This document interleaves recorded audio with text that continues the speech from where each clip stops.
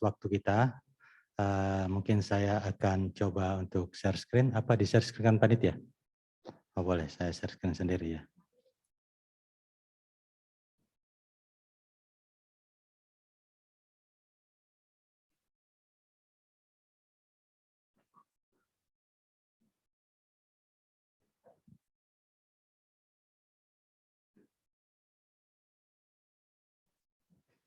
Baik Bapak Ibu, pada kesempatan yang berbahagia pada pagi hari ini, saya Muhammad Yusri Saad dari Pusat Kurikulum dan Pelajaran akan membawakan materi atau mensosialisasikan atau mengantarkan, menjelaskan sedikit materi tentang kurikulum operasional satuan pendidikan dalam konteks kurikulum merdeka. Ya Bapak Ibu ya, ada kurikulum operasional satuan pendidikan dalam konteks kurikulum merdeka. Sebagaimana yang sudah kita ketahui bersama Bapak Ibu bahwasanya dalam selama 1-2 tahun ini bagi mungkin Bapak Ibu yang sudah belum ya, ini semuanya konteksnya pendidikan kesetaraan ya Bu Lisbeth ya, jadi belum ya, pendidikan kesetaraan, PKBM dan SKB ya. Artinya belum ada yang terdaftar sebagai sekolah penggerak ya, baru tahun ini semuanya mendaftar sebagai sekolah mandiri untuk implementasi kurikulum merdeka. Jadi mungkin konteks kurikulum operasional satuan pendidikan juga masih baru bagi Bapak Ibu, tetapi saya yakin panduannya ini kan sudah keluar 2 kali ya. Panduan pertama itu kami rancang di tahun 2021 kemarin, kebetulan saya sendiri ya koordinatornya, sampai tahun ini juga kita melakukan revisi untuk panduan tersebut. Jadi khusus untuk panduan yang Bapak Ibu mungkin sudah punya atau sudah pegang atau sudah download saat sekarang, itu adalah panduan revisi kedua dari kurikulum operasional satuan pendidikan untuk konteks kurikulum merdeka. Pada sesi kali ini saya akan menggambarkan secara umum dulu tentang kurikulum operasional satuan pendidikan, tapi nanti saya akan lebih banyak mengupas tentang kurikulum operasional satuan pendidikan dalam konteks pendidikan kesetaraan. Jadi yang umumnya saya skip aja dulu, tapi nanti kita akan lebih banyak berdiskusi bagaimana sih menyusun kurikulum operasional satuan pendidikan ini untuk konteks pendidikan kesetaraan kita, atau di PKBM atau di SKB kita. Baik Bapak Ibu, perlu Bapak Ibu ketahui bersama, untuk pertama-tama sebelum menyusun KOS itu Bapak Ibu harus paham dulu prinsipnya ya. Ini prinsip yang membedakan dengan penyusunan kurikulum operasional sebelumnya. Jadi harus berpusat dulu kepada peserta didik, yaitu yang pertama yang menjadi tolak ukur atau tujuan utama kita dalam menyusun KOS ya. Memenuhi berbagai macam keragaman potensi peserta didik. Otomatis kalau PKB dan SKB kan peserta didiknya sedikit agak lebih unik ya dibanding yang reguler ya. Jadi Bapak Ibu harus betul-betul menyusun KOS ini berdasarkan kebutuhan mereka. Berdasarkan kebutuhan peserta didik kita. Peserta didik kita datang dari kalangan keluarga tidak mampu, datang dari kalangan putus sekolah, datang dari kalangan pekerja, datang dari kalangan bermacam-macam.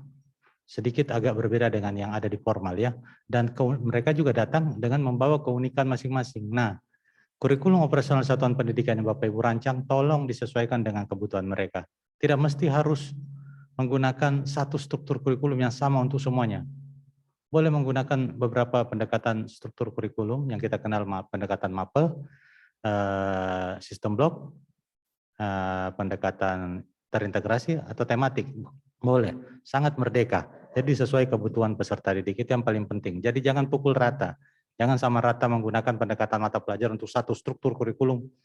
Semuanya harus diajarkan seperti ini, tatap muka, semuanya tatap muka tiap hari. Itu kan tidak mungkin ya kita lakukan di PKBM, karena PKBM kita ini agak unik. Ada yang datang sekali seminggu, ada yang pembelajaran sekali seminggu, pembelajaran 2 kali seminggu. Itu semuanya nanti harus dirancang di struktur kurikulum Bapak Ibu. Khususnya dengan menggunakan pendekatan sistem blok nanti kan kita jelaskan. Prinsipnya juga harus kontekstual ya, seperti yang saya katakan tadi, kontekstual itu harus betul-betul kondisi real ya, kondisi real, jangan di upgrade kondisinya hanya untuk mendapatkan kredibilitas, jangan juga diturunkan hanya untuk mendapatkan bantuan, harus betul-betul sesuai dengan data yang valid, sesuai dengan kenyataannya, fakta yang berlaku di satuan pendidikan Bapak Ibu. Esensial, jadi yang dimasukkan dalam KOS kita ini tidak perlu memasukkan hal-hal yang sifatnya sudah ada dalam dokumen yang lain. seperti permen segala macam nggak usah, ngapain? Menuhin, nebal-nebalin kos kita nanti ya. Yang esensial aja. Nanti akan saya jelaskan komponen inti saja apa aja yang harus ada dalam kos Bapak Ibu.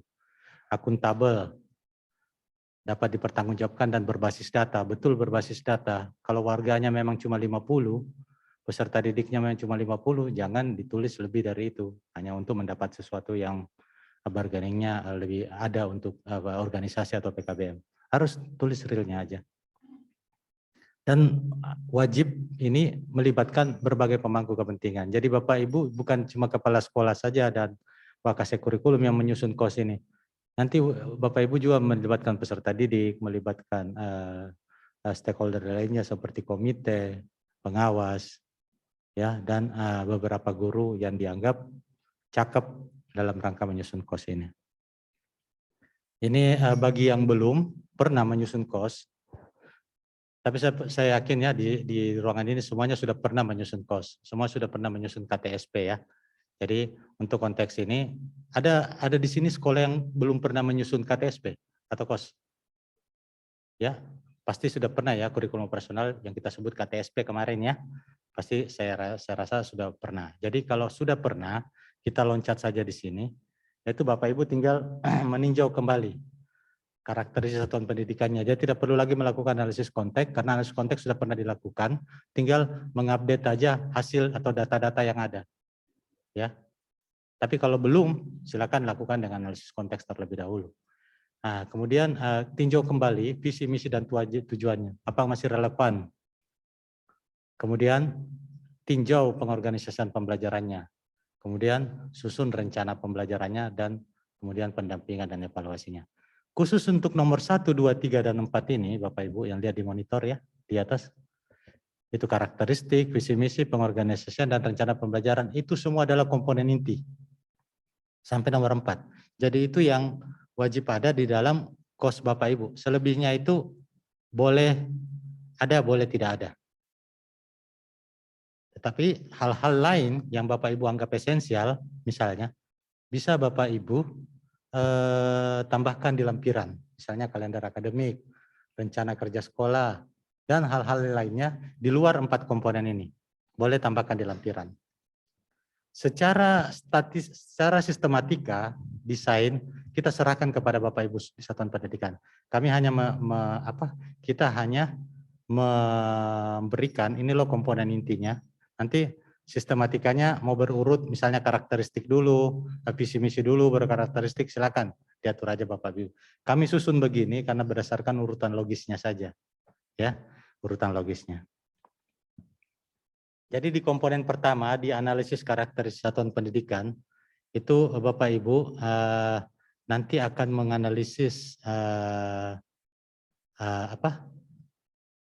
peserta didik, kondisi sosial ekonomi dan budaya, dan tenaga pendidik, guru dan tenaga pendidiknya. Nah itu yang nanti akan dianalisis dalam karakteristik satuan pendidikan ini. Nah bagaimana cara menganalisisnya? Kita akan melibatkan perwakilan warga satuan pendidikan. Itu tadi yang saya sampaikan tadi ya. Harus melibatkan siswa, beberapa guru, mungkin pengawas, ataupun komite. Menggunakan data-data yang diperoleh dari kondisi nyata. Itu tadi ya saya sampaikan. Mengalokasikan waktu yang cukup untuk mengorganisasikan, menganalisis data tersebut. Dan memilih informasi yang relevan dan menyimpulkannya untuk mengembangkan strategi atau solusi. Jadi karakteristik satuan pendidikan ini disusun berdasarkan prinsip ini. Kemudian bagaimana cara mengumpulkan data-data karakteristik satuan pendidikan? Boleh dalam bentuk kuesioner, boleh wawancara, boleh diskusi, FGD, boleh observasi, dan juga boleh lapor pendidikan. Nanti silakan saja Bapak Ibu. Ini gambaran yang saya sampaikan ini adalah gambaran penyusunan kos secara umum ya.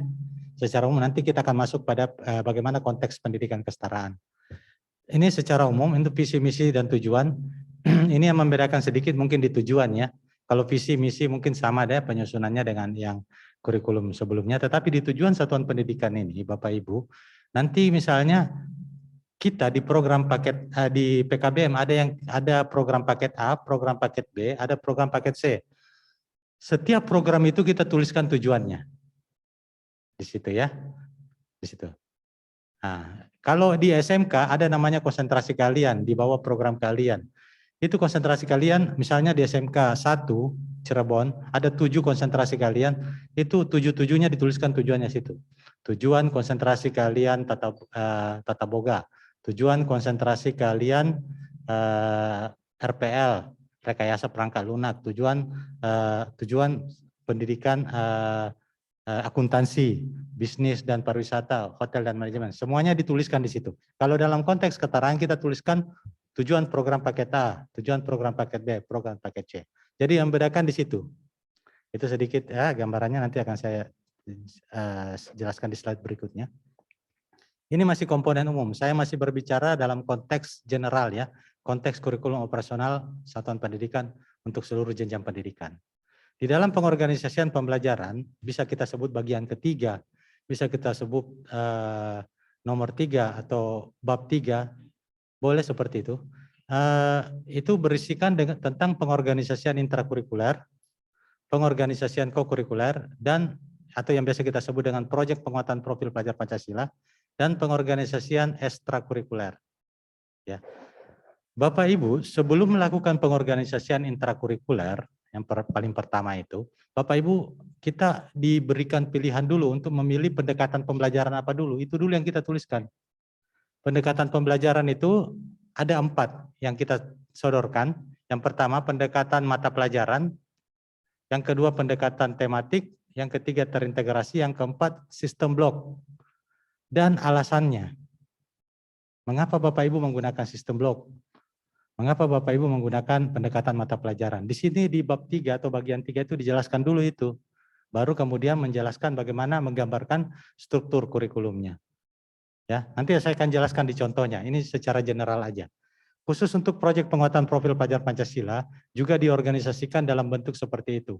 Nanti minimal harus ada kelasnya, kelas berapa, semester berapa, temanya apa, elemennya, subelemennya, kapan dilaksanakan, alokasi waktunya atau berapa SKK, minimal itu komponennya yang ditulis di dalam bab 3 atau bagian 3 ini, khusus untuk proyek. Jadi khusus untuk pengorganisasian pembelajaran ini, Bapak Ibu kasih gambaran umumnya saja dulu, proyek itu. Minimal ada nama proyeknya, ada nama temanya, kapan dilaksanakan, apa elemen dan subelemennya, dan berapa SKK. Nanti kita akan lihat contohnya ya Bapak Ibu. Untuk pengorganisasian eskul, ini sama seperti yang biasa, saya skip aja ini ya. Jadi tinggal menuliskan eskul apa sih yang ada di PKBM atau di sekolah Bapak Ibu. Ini yang saya maksud tadi. Dalam pengorganisasian pembelajaran, hal pertama yang harus dilakukan itu menentukan ini dulu. Bapak Ibu pilih yang mana? Pendekatan mapel kah, pendekatan tematik, integrasi, atau sistem blok? Yang biasa kita gambarkan dalam bentuk struktur kurikulum adalah pendekatan mata pelajaran. Ya, yang mata pelajaran dulu di Jembrand di kolom pertama itu sampai 9 atau 8 atau 7, kemudian alokasi SKK-nya di sebelah kanan kan. Itu struktur kurikulum biasa ya. Itu menggunakan pendekatan mapel. Pendekatan mata pelajaran. Kalau pendekatan tematik, terintegrasi dan blok itu beda lagi strukturnya. Nanti Bapak Ibu bisa lihat contohnya di panduan. Nanti saya kasih lihat juga beberapa contoh dari itu. Nah, jadi misalnya mata pelajaran IPA dan IPS dimasukkan dalam sistem blok. Ya, IPA dihabiskan di semester 1, IPS dihabiskan di semester 2. Berarti Bapak Ibu harus bikin 2 struktur kurikulum pendekatan mapel dan sistem blok. Yang IPA IPS di pendekatan mapel dikeluarkan, dimasukkan di struktur sistem blok. Nanti kita lihat contohnya Bapak Ibu ya. Di komponen inti yang keempat ada perencanaan pembelajaran. Jadi 4 komponen inti itu yang saya bilang dari tadi, itu wajib ada di KOS Bapak Ibu. Selebihnya itu boleh ada di batang tubuh, boleh ada di lampiran.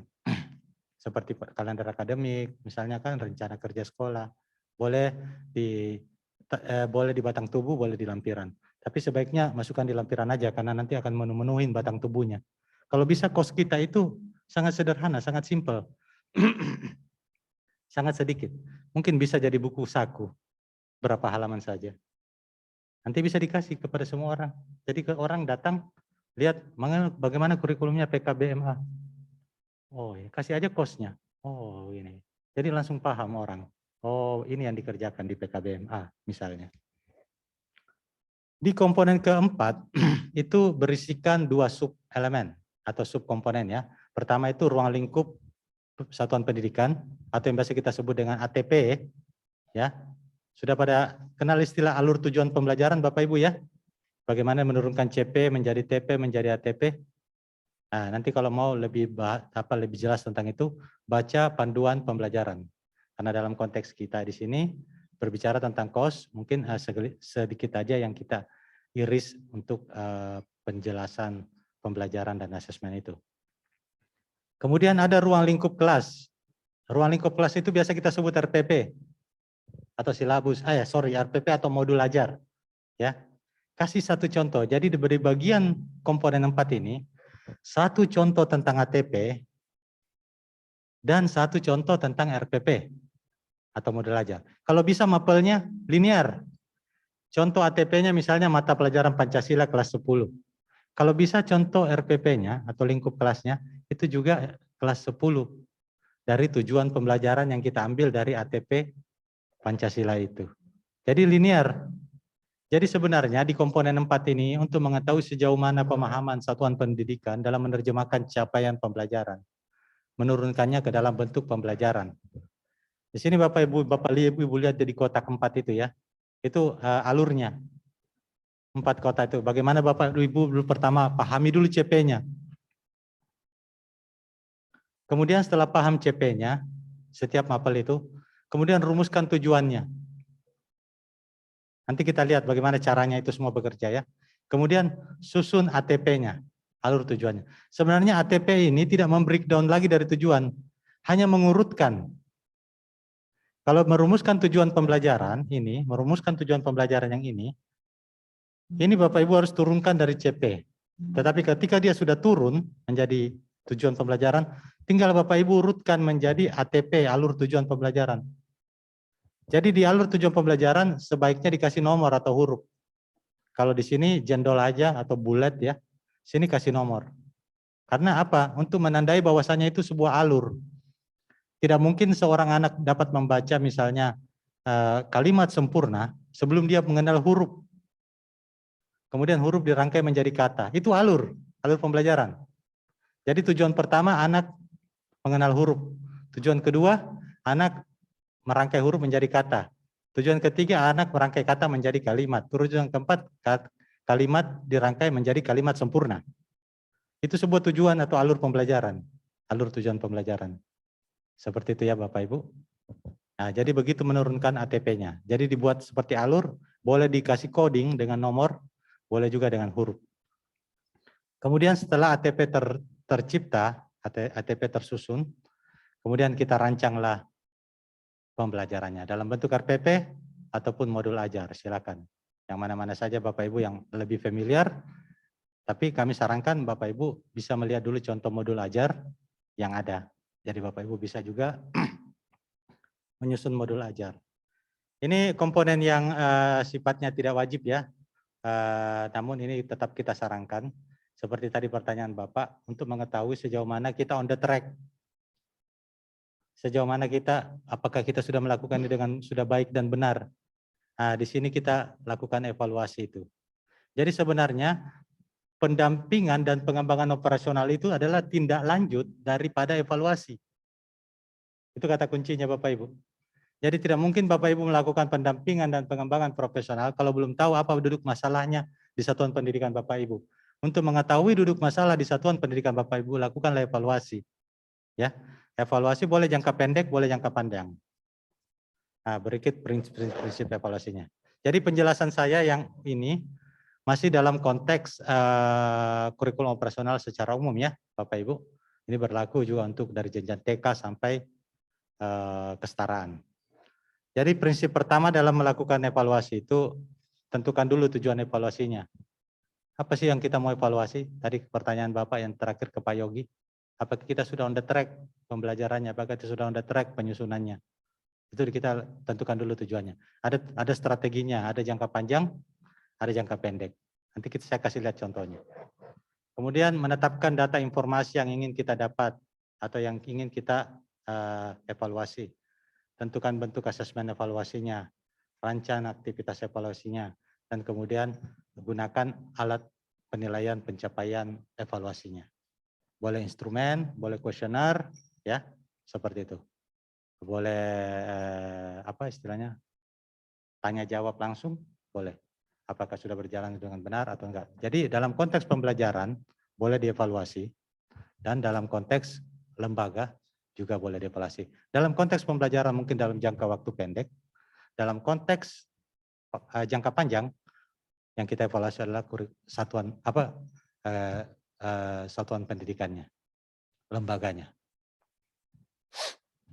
Baik Bapak Ibu, itu sekilas tadi tentang gambaran umum kurikulum operasional satuan pendidikan yang digunakan di seluruh jenjang pendidikan dari TK sampai kesetaraan.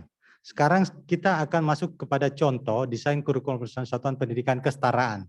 Ya, jadi sekarang kita lihat langsung contohnya untuk konteks kesetaraan itu seperti apa sih? Di PKBM itu seperti apa sih? Di SKB kita seperti apa? Ini desainnya, ini contoh saja Bapak Ibu ya. Ini contoh desain. Artinya contoh hanya menginspirasi saja. Boleh diikuti, boleh diadaptasi, boleh diadopsi. Ya, hanya sebagai inspirasi. Mungkin di kurikulum Bapak Ibu ketika menyusun pertama ya, kurikulum operasional namanya ya. Jadi judulnya kurikulum operasional PKBM Sekar Kabupaten Serang. Begitu nanti judulnya ya. Kurikulum operasional PKBM HSPG Denpasar Bali. Kurikulum operasional seperti judulnya. Covernya seperti itu. Mungkin ada nomor induk satuan pendidikannya, silakan tulis. Ada alamatnya, silakan tulis. Yang hitam-hitam ini sifatnya tidak wajib ya, Bapak Ibu. Boleh ada, boleh enggak. Tapi masa sih cover aja enggak ada, gitu ya. Artinya boleh ada, boleh enggak. Ya, logis-logisnya aja kita berpikir ya. Kemudian di halaman berikutnya ada halaman pengesahan, mungkin karena kita di sini masih di bawah naungan Dinas Pendidikan ya, mungkin ada halaman pengesahan dari mana, ya boleh saja, boleh juga enggak. Tapi kalau misalnya aturan daerah mengharuskan itu harus ada, ya kita ikuti aturan daerah ya.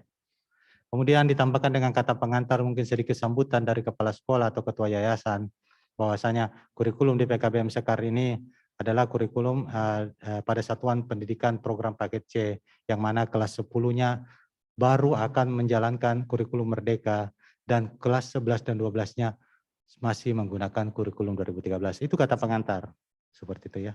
Jadi gambarannya langsung orang tahu, oh iya, kosnya PKBM ini pakai 2 kurikulum. Jadi boleh digabung Bapak Ibu ya.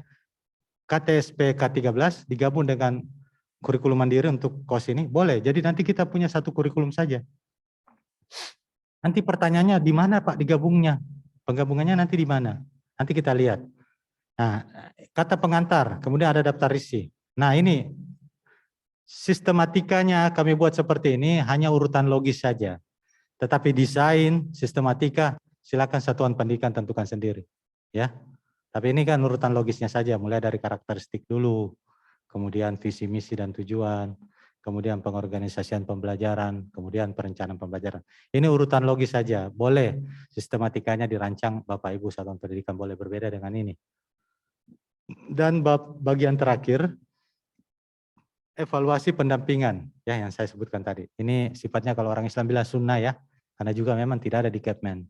Tetapi sebaiknya ada untuk mengukur sejauh mana tadi pertanyaan Bapak, keberhasilan atau apakah kita sudah on the track atau enggak, pakai evaluasi ini. Baik Bapak Ibu, untuk karakteristik satuan pendidikan nanti di kurikulum operasional Bapak Ibu nanti minimal ada ini ya. Ada karakteristik peserta didik. Ada karakteristik pendidik dan tenaga pendidikan. Ada karakteristik sosial ekonomi. Minimal ini harus ada di karakteristik itu ya. Mungkin Bapak Ibu sebagian juga sudah tahu tentang penjelasan ini. Jadi ini sebaiknya harus ada. Boleh dalam bentuk bagan, boleh dalam bentuk flowchart, boleh dalam bentuk tabel, silakan. Yang penting ada data statistik tentang jumlah peserta didiknya, berasal dari mana, segala macam. Itu kan saya pikir Bapak Ibu sudah paham ya. pendidiknya ada berapa dari S1, ada berapa tamatan SMA, ada berapa tamatan S2, bagaimana linearitas keilmuannya, ada nanti tabel-tabelnya. Nanti tinggal Bapak Ibu buat dalam bentuk tabel kah, dalam bentuk chart kah, atau diagram, atau mungkin dalam bentuk narasi, nggak apa-apa. Tapi nggak usah terlalu panjang-panjang ya. Ada kondisi sosial ekonomi budaya serta satuan pendidikan. Kemudian di komponen inti yang kedua, Bapak Ibu kita berbicara tentang visi, misi, dan tujuan. Ini tadi yang saya sebutkan. Visi misinya mungkin masih bisa pakai yang lama, tinggal dilihat apakah ini masih relevan atau enggak. Ya, ada enggak keterkaitannya dengan profil pelajar Pancasila? Kalau ada misalnya seperti mandiri, kreatif, ya gotong royong, ya sudah pertahankan saja itu. Tapi tolong dilihat lagi, ditinjau kembali apakah masih layak atau enggak. Kemudian visi, ya, misi ini adalah menggambarkan bagaimana kita menerjemahkan atau mencapai visi ya. Kadang ini terbalik, penulisan misi dan visi itu kadang terbalik. Kadang kalimat-kalimat misi itu ditulis di kalimat tujuan. Jadi di kata kuncinya di misi itu adalah upaya-upaya ya, layanan-layanan yang kita lakukan untuk mencapai visi. Ya, misalnya melaksanakan atau melakukan. Nah, kalau di bahasa tujuan itu agak berbeda Bapak Ibu. Bahasa tujuan itu menggambarkan hasil atau sesuatu yang bisa terukur. Nah, di tujuan sini juga seperti yang saya katakan tadi, di sini menggambarkan 3 tujuan. Kalau misalnya PKBM itu lengkap ya, ada paket A, paket B, paket C-nya. Ada tujuan program paket A, tujuan program paket B, tujuan program paket C. Di sini di tujuan itu dijelaskan seperti itu nanti. Kecuali misalnya ini PKBM Sekar hanya paket C, ya udah. Tujuannya berarti tidak usah tuliskan tujuan paket C, karena cuma satu, berarti tujuan satuan pendidikannya. Boleh juga ada tujuan satuan pendidikan secara umum. Jadi boleh seperti itu. Boleh dulu tujuan pendidikan secara umum, ya. Boleh juga nanti ada tujuan per program, per paket. Silakan. Bapak Ibu di pengorganisasian pembelajaran, ya.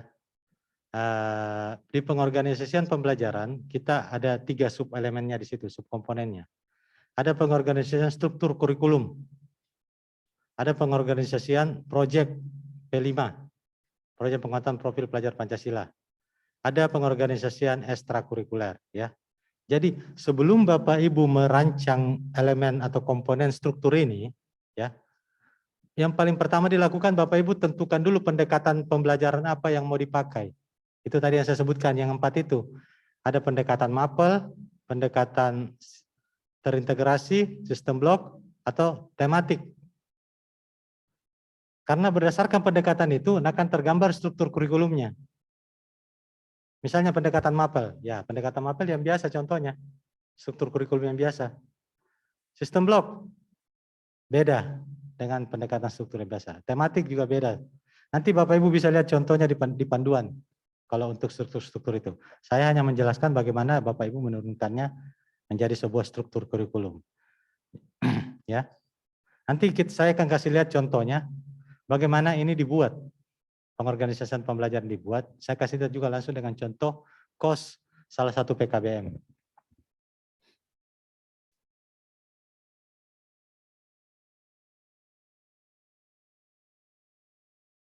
Kemudian di pengorganisasian P5, ini tadi yang saya bilang, ketika Bapak Ibu mengisikan bagian ini, itu minimal ada elemen tema, ya. Merancang P5, minimal pertama harus ada tema. Gambaran umumnya aja dulu nih, bisa dalam bentuk tabel ya. Ada tema, ada dimensi itu apa? Dimensi P5 itu, dimensi proyek penguatan, dimensi profil pelajar Pancasila itu yang ada 6. Ya, mandiri, gotong royong, berkebenangan global, bernalar kritis ya, dan sebagainya. Kemudian harus minimal ada penjelasan tentang kelas berapa proyek tersebut diajarkan, di semester berapa.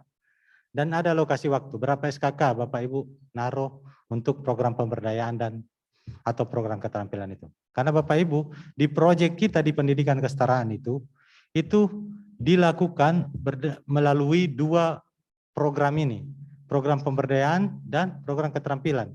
Jadi kita tidak melakukan P5, melainkan lewat 2 mapel itu atau 2 program itu. Kalau di reguler tidak ada P5 yang dilakukan di setiap mata pelajaran, tidak ada. Karena dia itu istilahnya kegiatan tersendiri di luar mata pelajaran ya. Tetapi kalau kita di kesetaraan, di struktur kurikulum paling bawah, pemberdayaan dan keterampilan, disitulah kita melakukan proyek ini. Oleh karena itu tidak ada lagi penarikan jumlah waktu 20% sampai 30% untuk setiap mapel, tidak ada lagi. Karena memang kita khusus sudah dialokasikan di program pemberdayaan dan keterampilan untuk proyek P5 ini. Ya, jadi Bapak Ibu, kita tidak melakukan P5 selain dari 2 ini. Pemberdayaan atau keterampilan. Boleh pemberdayaan sendiri, boleh keterampilan sendiri, boleh kita hibrid. Ya, pemberdayaan dan keterampilan digabung menjadi satu proyek P5. Nanti saya kasih lihat contohnya, ya. Eskul, ini nggak perlu kita bahas ya. Saya pikir Bapak Ibu semua sudah tinggal masukkan apa sih eskulnya, ya, di kos itu. Nah, ini misalnya contoh struktur kurikulum dengan pendekatan apa nih Bapak Ibu? Pendekatan apa ini? Tadi saya beberapa kali menjelaskan. Hah? Mapel. Betul, ini pendekatan mapel. Hanya untuk mengetes sejauh mana Bapak Ibu menangkap penjelasan saya. Ini pendekatan mapel. Ini yang biasa kita lakukan. Sorry. Kok lompat sendiri ya? Ini pendekatan mapel. Ada lagi nanti contoh struktur kurikulum dengan pendekatan tematik. Ada pendekatan terintegrasi. Coba lihat contohnya di panduan KOS. Ada pendekatan sistem blok. Nanti saya kasih contohnya mungkin yang sistem blok ya. Karena mungkin kebanyakan itu yang akan nanti PKBM pakai. Sama pendekatan mapel ini. Ini salah satu contoh aja ini. Ini program paket B ya. Paket B Bapak Ibu. Loh. Kenapa ini lompat-lompat?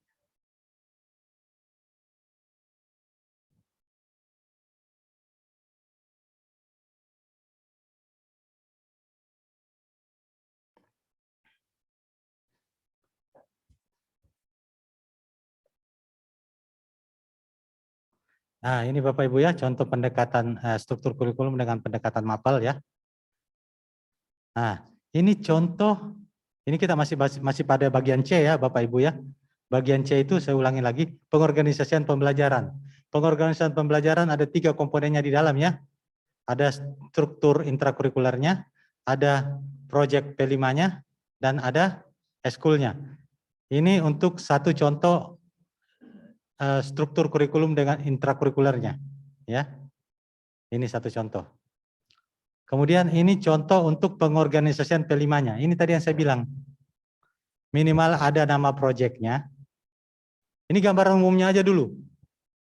Nanti contoh pembelajarannya, nanti kita bicara di bagian D. Ya. Paham Bapak Ibu yang saya maksud? Sejauh ini kira-kira paham kan? Paham ya? Oke. Di bagian 3 ini, contoh pengorganisasi seperti ini aja untuk P5-nya dulu. Boleh dengan desain berbeda dari hari ini, boleh. Sepertinya tidak terlalu ke itu ya, tidak terlalu apa kelihatan, tapi nggak kebaca mungkin. Kalau begini udah kebaca ya.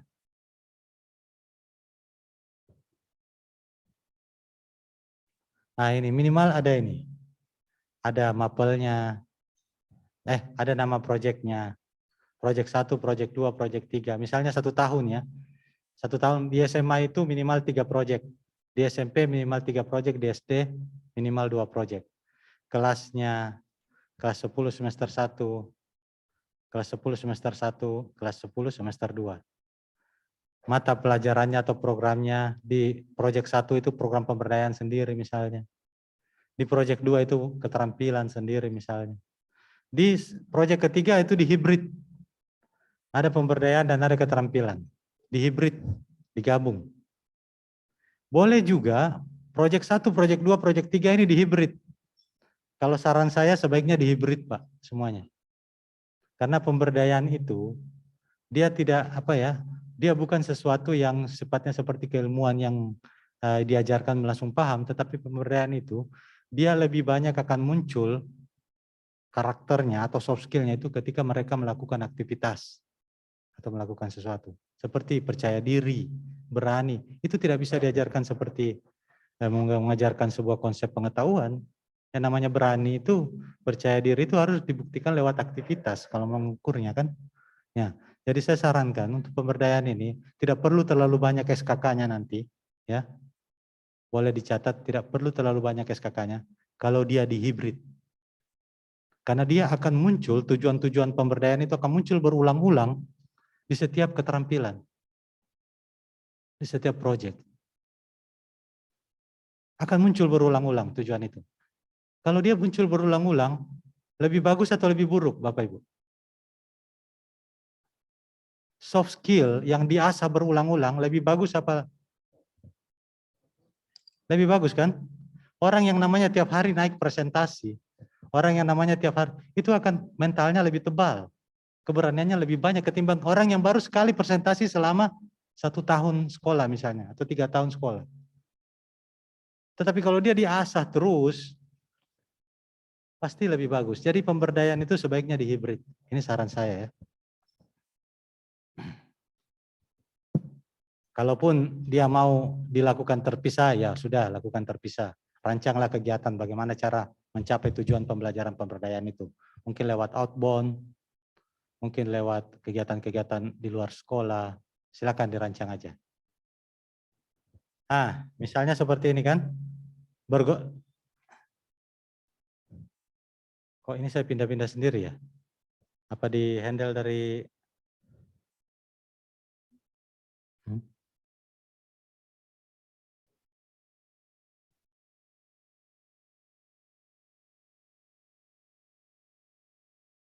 misalnya nih dimensi profil pelajar Pancasilanya apa? Dari 6 dimensi itu kita ambil 3 yang menjadi prioritas, tetapi bukan berarti yang 3 itu kita tidak kerjakan. Dari 6 dimensi itu dalam proyek kita ambil 3, minimal 3 sampai 4. Tetapi bukan berarti dimensi yang lain kita lupakan. Ini untuk penguatan. Jadi misalnya PKBM Sekar dalam proyeknya itu dia mengukuhkan 3 ini. Dia mau mandiri, kreatif, dan bergotong royong, misalnya. Itu yang terus muncul di setiap proyeknya, atau yang ditekankan di proyeknya. Tapi bukan berarti dimensi yang lain kita lupakan, tetap kita kerjakan, mungkin di mata pelajaran, atau mungkin secara tidak langsung. Tetapi ada prioritas nilai yang harus kita dapatkan atau tetapkan di dalam proyek itu. Ya. Kemudian tema dan topiknya, setiap tema ada topiknya ya. Jadi misalnya temanya itu kan di panduan kita ada 7 ya. Ada 7. Ada yang tahu Bapak Ibu tema-tema yang ada di proyek? Saya hanya untuk mengukur apakah Bapak Ibu sudah pernah baca panduan proyek. Ada yang tahu nggak salah satu contoh temanya apa? Iya, apa? 1. Ada lagi? Saya berasumsi kalau Bapak Ibu masih baru 1 yang tahu tentang tema itu di sini, ya. Mungkin ini bukan saya tujukan kepada para narasumber ya, yang lain. Narasumber lain sudah paham ya. Tetapi yang saya tujukan kepada para Bapak Ibu guru tutor di satuan PKBM. Kalau baru 1 orang berarti baru 1 orang yang tahu tentang proyek ini. Ya, panduan ini ya. Jadi ada lagi yang tahu tema ini, karena ini sesuatu yang sangat familiar. Saya hanya untuk mengukur sejauh mana tingkat pemahaman Bapak Ibu dalam konteks kurikulum Merdeka ini. Ada yang tahu tema yang lain selain wirausaha? Ada lagi Pak? Apalagi? Demokrasi, apalagi? Apalagi? Ya, ya. Ada 7. Ya, betul. Itu semua adalah tema-tema. Jadi mungkin waktu yang singkat ini mungkin saya saya agak skeptis bisa langsung mereka paham semua Bapak Ibu ya, Bu Lis ya. Karena memang kita harus butuh waktu yang lebih untuk menyampaikan ini sampai ke detail-detailnya. Tapi nggak apa-apa. Kita maksimalkan, optimis. Bapak Ibu nanti tolong baca panduannya. Jadi bukan berangkat dari bimbingan teknis saat ini Bapak Ibu pulang udah selesai persoalan. Enggak, Bapak Ibu nanti tolong baca panduannya. Kalau memang betul-betul Ibu serius, Bapak serius, mau ikut implementasi kurikulum Merdeka. Setidaknya ada gambaran-gambaran umum tentang kurikulum Merdeka itu yang nanti Bapak Ibu bisa pelajari sendiri. Nanti kemudian nanti ketika Bapak Ibu menyusun KOS, karena pasti Bapak Ibu akan dituntut akan menyusun KOS. Kalau Bapak Ibu sudah terdaftar di KM, nanti Bapak Ibu yang pertama disuruh itu menyusun KOS-nya, kurikulum operasional satuan pendidikannya ini. Nah, ini yang coba saya jelaskan saat ini, ya. Jadi nanti Bapak Ibu tolong perhatikan baik-baik, dan kalau misalnya ada yang miss dari penjelasan ini, silakan nanti dipertegas, diperjelas nanti ketika Bapak Ibu baca panduannya, ya. Nah, jadi ini ketika di bagian ini, di bagian pengorganisasian pembelajaran, di bagian pengorganisasian P5 proyek ini, gambarkan seperti ini aja dulu, Bu, Bapak Ibu ya. Secara umum aja dulu, rancang dulu. Proyeknya masih awan-awan, ya nggak apa-apa. Yang penting kita tahu temanya apa. Itu dilaksanakan di MAPEL atau di program pemberdayaan dan keterampilan ya, proyek itu. Jadi nanti Bapak Ibu ketika lihat struktur kurikulum, lihat paling bawah ada pemberdayaan dan keterampilan, itu delivery sistemnya itu adalah P5. Cara mengerjakannya itu pasti proyek. Tidak boleh diajarkan seperti mata pelajaran biasa. Ya. Jadi pemberdayaan di struktur kurikulum ini ya, ini di bawah sini Bapak Ibu, pemberdayaan dan keterampilan, ini dikerjakan nanti dalam bentuk P5. Ya, dalam bentuk proyek. Dua-dua ini dalam bentuk proyek. Boleh proyek sendiri-sendiri, pemberdayaan sendiri, boleh keterampilan sendiri, boleh hibrid, keterampilan dan pemberdayaan digabung dalam satu proyek. Kalau saya sarankan lebih bagus digabung. Itu lebih memudahkan Bapak Ibu daripada dikerjakan satu-satu. Tapi enggak salah juga dikerjakan satu-satu. Kemudian ini pengorganisasian eskulnya ya. Tadi kita sudah pengorganisasian P5, minimal komponennya ini Bapak Ibu, ada lokasi waktunya, ada temanya, ada dimensinya, ada nama pelnya, ada kelasnya. Ini dulu direncanakan di batang tubuh KOS kita. Jadi KOS kita itu tidak banyak-banyak halaman. Cuma menggambarkan aja hal-hal yang esensial dan poin-poin intinya aja. Nah, kemudian ini contoh pengorganisasian eskulnya. Di sini mungkin agak sedikit Bapak Ibu harus sedikit memperhatikan yang ini. Karena ini yang tadi saya maksud, di perencanaan pembelajaran itu dibagi menjadi dua. Ada ruang lingkup satuan pendidikan, ada ruang lingkup kelas. Ruang lingkup satuan pendidikan itu yang kita CP itu kita turunkan menjadi ATP. Itu kasih satu contoh di situ. Satu contoh aja, terserah mapel apa aja. Satu contoh aja. Mungkin 2 halaman cukup ya. Menurunkan mata pelajaran Pancasila kelas 10 fase E menjadi tujuan pembelajaran, menjadi alur tujuan pembelajaran. Satu contoh aja. Kemudian dari satu contoh itu, kalau perlu, ambil mata pelajaran yang sama untuk membuat perencanaan pembelajaran ruang lingkup kelas atau yang kita sebut dengan RPP atau modul. Satu contoh juga, ambil dari tujuan yang di atas.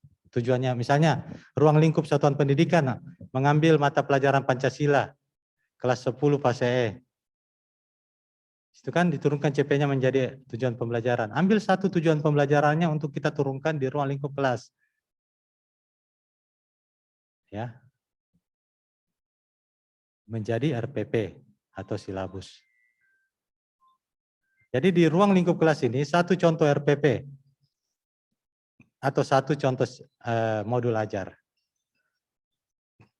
Jadi isi dari komponen perencanaan pembelajaran ini isinya cuma 2. Di ruang lingkup satuan pendidikan ada ATP, alur tujuan pembelajaran. Di ruang lingkup kelas ada RPP atau modul. Nah, ada catatannya Bapak Ibu. Bagi satuan pendidikan yang belum bisa, ya, belum mampu, belum mahir menyusun ATP atau belum mahir menyusun RPP atau modul, boleh menggunakan, memodifikasi, mengadaptasi contoh yang sudah disediakan oleh pemerintah. Ya, separah-parahnya. Misalnya Bapak Ibu belum bisa, saya belum bisa bikin ATP nih. Tapi sudah tuntutan kosnya sudah harus ada. Udah, copy aja dulu salah satu ATP di mata pelajaran atau yang disediakan oleh pemerintah. Misalnya Pancasila atau Bahasa Indonesia. Ambil aja salah satu contoh ATP-nya. Di kelas berapa. Masukkanlah di kos kita. Bapak Ibu belum mahir menyusun RPP atau modul ajar. Ambil aja contoh yang sudah disiapkan pemerintah di PMM, ya, Platform Merdeka Mengajar. Tinggal diunduh, masukkan di dalam kos kita. Nah, begini contohnya Bapak Ibu, untuk perencanaan pembelajaran ruang lingkup sekolah. Tinggal bikin seperti ini. Pertama ada nama mapelnya, ya, di atas. Kemudian nama mapelnya bahasa Indonesia. Kemudian kelas berapa? Kelas 10, semester 1. Ada lagi satu yang kurang sini saya lupa. Alokasi waktu. Alokasi waktu penting untuk menentukan berapa SKK. Jadi sehingga kita tahu ketika di situ tertera misalnya 3 SKK, kita bisa menginterpretasi kegiatan pembelajarannya. Oh, memahami cukup 1 kali pertemuan. Iya, kalau misalnya SKK-nya ada 2 atau 3 ya, 3 SKK atau 2 SKK. Kalau memahami saja tujuan pembelajarannya kita tulis sampai 4 pertemuan, itu enggak logis. Apalagi SKK-nya ada 3, oh ngapain aja. Ya, seperti itu. Jadi sangat penting menuliskan alokasi SKK-nya berapa di sini. Nah, di contoh perencanaan pembelajaran ruang lingkup sekolah, ya, nah kita mau coba bikin ATP nih ya, bahasanya ya. Tulis dulu CP-nya, CP per fasenya apa, misalnya Pancasila kelas 10 fase E, tulis dulu. Copy paste. Kemudian elemen CP-nya di copy paste juga. Nah, berdasarkan elemen CP yang ada ini kita turunkan menjadi tujuan pembelajaran. Di sini, Bapak Ibu, turunkan dia menjadi TP, tujuan pembelajaran. Turunkan dulu semuanya, nggak usah diurutkan. Ada berapa tujuan nanti turun dari CP itu. Dibuat balet-balet aja atau jendol-jendol aja. Nah, setelah diturunkan begitu, ketika merumuskan ATP, ya, ini yang di kolom TP ini yang kita pindahkan ke ATP. Ini yang kita pindahkan ke ATP. Tapi di sini sudah berurut. Kalau di sini masih acak, tujuannya masih acak, belum berurut ya. Di sini sudah berurut. Begitu maksudnya. Contohnya berurut itu begini ya. Saya mau ke Bandung dari Jakarta. Saya bisa lewat Bekasi dulu, baru kemudian Cikarang, terus terus sampai ke Bandung. Boleh menggunakan tol. Boleh juga lewat Cianjur, nggak lewat tol. Itu adalah alur. Jadi bagaimana kita mencapai tujuan itu, di situ digambarkan. Sama dengan yang saya sebutkan tadi. Anak tidak mungkin bisa misalnya CP per fasenya membaca secara mahir kalimat sempurna. Tidak mungkin dia membaca kalimat sempurna kalau dia belum mengenal huruf. Belum tahu merangkai huruf menjadi kata, kata menjadi kalimat, kalimat menjadi kalimat sempurna. Nah, itu yang disebut urutan, alur. Nah, di ATP ini, semua tujuan yang ada di TP ini kita turunkan menjadi ATP sudah berbentuk alur. Kalau di sini masih gelondongan, ya, di sini sudah sistematis. Ya, tidak mungkin si anak itu belajar perkalian sebelum melakukan penjumlahan, kan? Nah, itu alur. Jadi penjumlahan dulu, kan, baru pengurangan, baru perkalian, baru pembagian, gitu kan? Itu alur. Nah, disinilah Bapak Ibu mengalurkan atau mengurutkan atau merunutkan tujuan-tujuan yang banyak itu. Kemudian ada kolom asesmen, kemudian sumber belajar. Nah, bikin seperti ini aja. Di bagian perencanaan pembelajaran, di poin perencanaan pembelajaran lingkup satuan pendidikan. Satu contoh aja, satu contoh. Jadi kita ini seperti sudah menyusun kos ya. Di bagian ini bikin seperti ini aja, satu contoh aja. Nah, ini catatannya sama ya, kalau Bapak Ibu belum bisa menyusun sendiri, boleh mengambil, boleh mengadaptasi contoh yang sudah dibuat oleh pemerintah. Tinggal copy paste aja kok masuk di kos Bapak Ibu. Ini contoh pembelajaran ruang lingkup sekolah ya. Ya, ingat. Ruang lingkup sekolah itu ATP. Ruang lingkup kelas itu RPP atau modul. Gitu. Jadi ingat itu dua hal itu diingat Bapak Ibu ya. Kalau ruang lingkup satuan pendidikan apa itu Bapak Ibu? ATP kan? Alur tujuan pembelajaran. Kalau ruang lingkup kelas? Nah, atau RPP. Itu dua kata kunci itu aja diingat ya. Ketika ruang lingkup satuan pendidikan ATP ya. Ketika ruang lingkup kelas RPP atau silabus. Nah, ini contoh ATP ya. Untuk satu mata pelajaran. Nah, pertanyaannya di pemberdayaan dan keterampilan juga ada CP-nya. Itu kita turunkan dalam bentuk profil pelajar Pancasila, proyek penguatan profil pelajar Pancasila. Apakah dibuat juga ATP-nya? Wajib dibuat. Nih.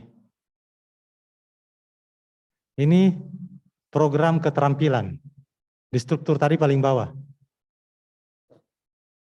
Ini keterampilannya diambil tata boga. Baru 9 keterampilan yang kita susun di level kementerian, yang disusun pemerintah baru 9.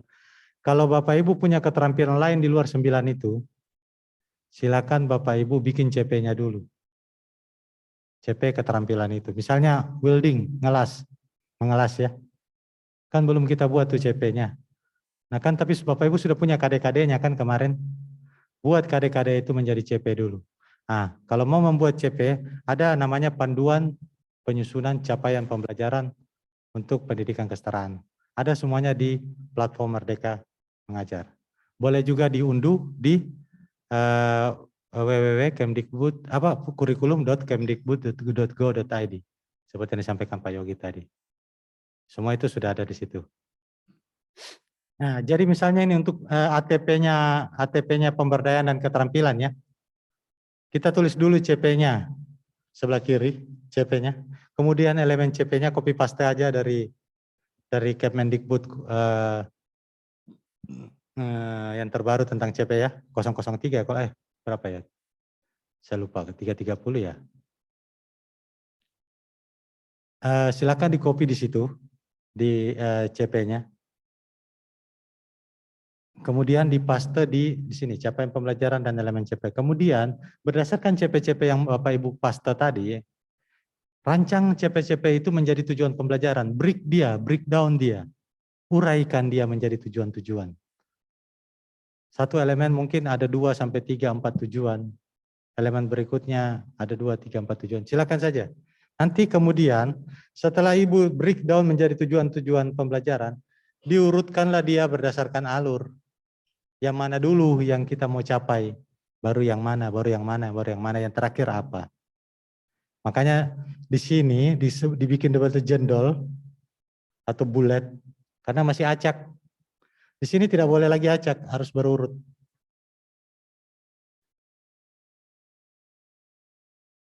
Ya, sama ya.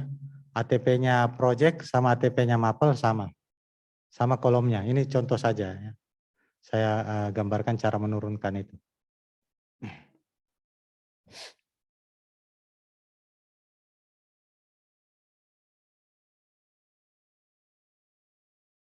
Nah, ini tadi ya. Ini untuk ruang lingkup sekolah, untuk proyeknya ya, proyek keterampilannya. Sekarang kita bicara perencanaan pembelajaran ruang lingkup kelas. Ruang lingkup kelas apa, Bapak Ibu? RPP modul ajar ya. Nah, contoh modul ajar saya tidak tampilkan di sini. Boleh dilihat nanti di panduan, karena terlalu panjang. Tetapi pada intinya, di dalam perencanaan pembelajaran minimal ada 3 komponen. Mau di RPP, mau di modul ajar, minimal ada 3 komponen. Ada tujuan pembelajaran, ada langkah kegiatan, dan ada asesmennya. Itu minimal 3 itu harus ada, mau RPP, mau modul ajar. Ya. Ada tujuan pembelajaran, ada langkah kegiatan, ada asesmen. Ini sumber belajar. Jadi misalnya ini contohnya mata pelajaran bahasa Indonesia. Ini sama dengan yang di atas tadi, ATP-nya juga bahasa Indonesia. Nah, kemudian kelas 10 semester 1 sama. Ini ditampilkan berapa SKK-nya. Misalnya 3 SKK, tulis. Kemudian tujuan pembelajarannya di-copy dari tujuan pembelajaran yang ATP tadi. Ambil satu contoh di tujuan pembelajarannya ATP. Misalnya di sini, ATP nomor 1. Ini ATP nomor 1 yang kita turunkan di lingkup kelas di sini. Kemudian apa langkah kegiatannya, apa asesmennya. Ya. Kalau Bapak Ibu belum mahir menyusun RPP ataupun modul ajar, boleh mengambil atau menggunakan RPP atau modul ajar yang sudah disediakan oleh pemerintah. Ya, tinggal masukkan di kosnya. Kalau personal satu pendidikannya. Tapi saya sarankan sebaiknya Bapak Ibu bikin. Karena biar bagaimanapun, ke depan Bapak Ibu harus bikin. Ada namanya pembelajaran. Salah nggak apa-apa. Jangan takut salah. Bikin aja. Ikuti contoh yang ada. Sesuaikan, adaptasi. Sesuai dengan karakteristiknya. Ya, oh ya. Nah, ini yang paling penting juga ya Bapak Ibu ya. Cara menerjemahkan proyek penguatan profil pelajar Pancasila dalam rencana pembelajaran ruang lingkup kelas. Jadi ini P5-nya ini dibuat dalam bentuk RPP atau modul ajar. Ini malah berisikan ini. Jadi di tujuan pembelajaran, karena tadi saya bilang saya kasih contoh hibrid digabung, jadi tujuan pembelajarannya di sini ada 2. Ada tujuan pembelajarannya tata boga, ada tujuan pembelajarannya pemberdayaan. Ini dicapai semua dalam satu kegiatan yang sama, satu proyek yang sama, satu tema yang sama. Di panduan P5, kita diperkenalkan 3 pendekatan dalam melaksanakan P5. Saya ambil pendekatan ketiga. Ya, saya nggak sebutkan pendekatan 1 dan 2, silakan nanti baca Ibu di panduannya. Saya ambil pendekatan yang ketiga yaitu temukan, ini sintaknya ya, temukan, bayangkan, lakukan, bagikan. Ini modul yang ketiga, di contoh alur yang ketiga. Ini sintaknya, temukan, bayangkan, lakukan, bagikan. Ditemukan, tulis dulu masalahnya apa. Kemudian bayangkan bagaimana menggali masalah tersebut. Kemudian dilakukan di sinilah aktivitas pembelajaran yang kita rancang. Semua aktivitas pembelajaran kita lakukan di langkah ketiga. Dalam bentuk proyek. Nah, pertanyaannya, bagaimana mengukur tujuan pembelajaran tata boga dan pemberdayaan itu sudah dilaksanakan? Yang kita ambil adalah aktivitas-aktivitas keterampilan yang kita pasang di situ. Aktivitas pemberdayaan secara tidak langsung akan muncul di aktivitas keterampilan. Yang namanya mandiri, yang namanya percaya diri, yang namanya jati diri, berani mengambil keputusan, memiliki akses untuk mengemukakan pendapat, itu semuanya akan muncul di aktivitas lakukan ini, di aktivitas tata boga itu. Jadi otomatis. Ya. Jadi ketika misalnya terakhir nih di sintaks bagikan, mereka membagikan dalam bentuk presentasi, mereka membagikan dalam bentuk hasil-hasil produk yang mereka sudah ciptakan. Nah, di situ juga muncul tujuan pemberdayaan, pasti muncul. Kalau presentasi yang muncul tujuan pemberdayaan itu apa? Percaya diri, ya, berani, itu muncul pasti itu. Jadi makanya saya bilang dari awal tidak perlu kita menyusun sebuah proyek tersendiri untuk pemberdayaan. Tapi itu nggak salah, boleh sendiri, boleh pemberdayaan, boleh dilakukan sendiri. Tapi kalau menurut saya, hemat saya, lebih bagus di hibrid. Ya, di hibrid.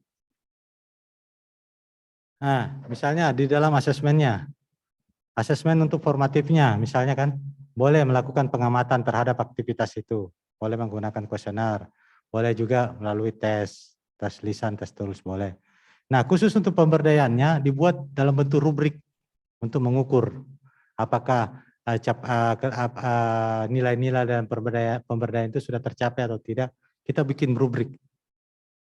Rubrik yang mana indikatornya adalah berani, menunjukkan keyakinan diri, optimisme, kemandirian, motivasi diri. Itu semua yang mau diukur dalam rubrik tersebut.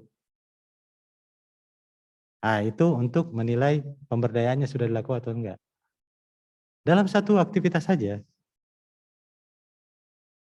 Nah, ini evaluasi dan pendampingan profesionalnya sudah berkali-kali tadi saya jelaskan di atas. Ini contoh saja, contoh bagaimana membagiankan atau menguraikan, menuliskan contoh evaluasi pendampingan dan pengembangan profesional lebih singkat dan padat dan jelas. Ya, tinggal nuliskan kegiatannya apa, evaluasi jangka panjang kah, jangka pendek kah, kapan dilaksanakan, pendampingan pengembangannya bagaimana kegiatannya, apakah coaching, mentoring atau pelatihan, kapan dilaksanakan, dan siapa penanggung jawabnya. Itu aja, singkat, padat, dan jelas. Bapak Ibu, kalau mau lihat contoh model cost yang sudah kita susun, ya, Bapak Ibu bisa lihat model cost-nya PKBM HSPG Bintang Harapan. Nanti akan kita upload semua di kurikulum di platform Merdeka Mengajar. PKBM HSPG Denpasar, PKBM Sekar Kabupaten Serang, SKB Kulon Progo Yogyakarta. Itu Bapak Ibu ya. Sedikit lagi mungkin saya akan tampilkan tentang struktur kurikulum yang tadi saya sempat janjikan.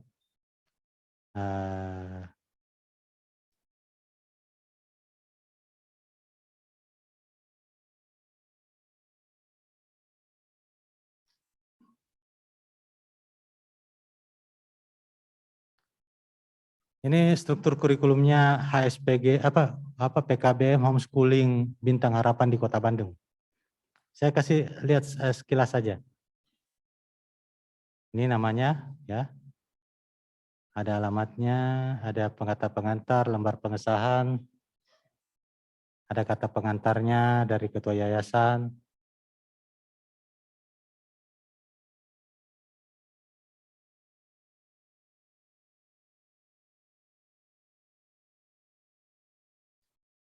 Saya ini Bintang Harapan.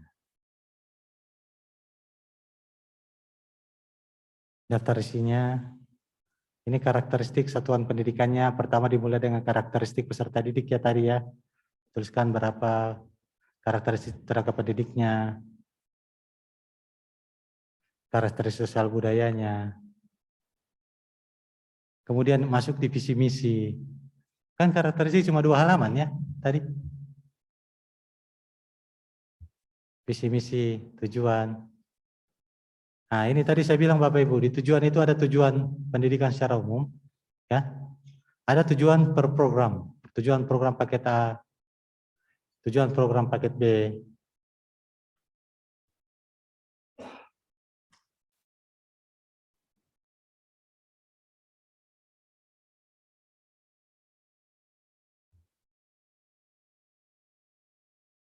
Tujuan program paket C. Nah, di pengorganisasian pembelajaran Bapak Ibu, saya kasih lihat contohnya intrakurikulernya nih. Karena kan di sana ada PKBM-nya ada 3 paket, paket A, B, C. Kelasnya kelas 1, 4, 7, 10. Jadi yang mereka tulis dalam kos ini menggunakan struktur kurikulum Merdeka itu kelas 1, 4, 7, 10. Tetapi K13-nya juga tetap ditulis. Saya kasih lihat contoh ya. Ini, di mereka blok untuk mata pelajaran IPA di kelas 10 fase E, dia blok. Kasih penjelasan bloknya. Ini struktur kurikulumnya kelas 1 dan kelas 4. Karena kan di kurikulum Merdeka ini di SD untuk pertama, ini kan tahun pertama untuk kesetaraan ya, otomatis kelas 1 dan kelas 4 aja. Yang mereka warna ini kelas 1 dan kelas 4. Berarti yang ini, yang putih itu artinya skip aja. Mereka cuma rancang-rancang saja untuk tahun-tahun berikutnya. Tapi yang pada kanan itu yang warna orange ini. Itu kelas 1, kelas 4. Nah, kemudian ini pemetaan SKK-nya. Sampai kelas 4. Penjelasannya sedikit. Nah, ini K13. Ya. Ini K13 Bapak Ibu. Kelas 4, kelas 2, kelas 3, kelas 5, kelas 6. Jadi siapa bilang nggak bisa digabung? Bisa digabung. Ya, jadi nanti Bapak Ibu punya satu kos aja. Satu KTSP aja. Jadi digabungnya di pengorganisasian pembelajarannya saja. Nah, ini kurikulum 2013, kelas 2, 3, 5, dan 6. Ya.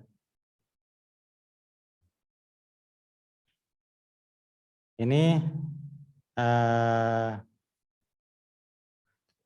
program paket B, fase D, SMP ya.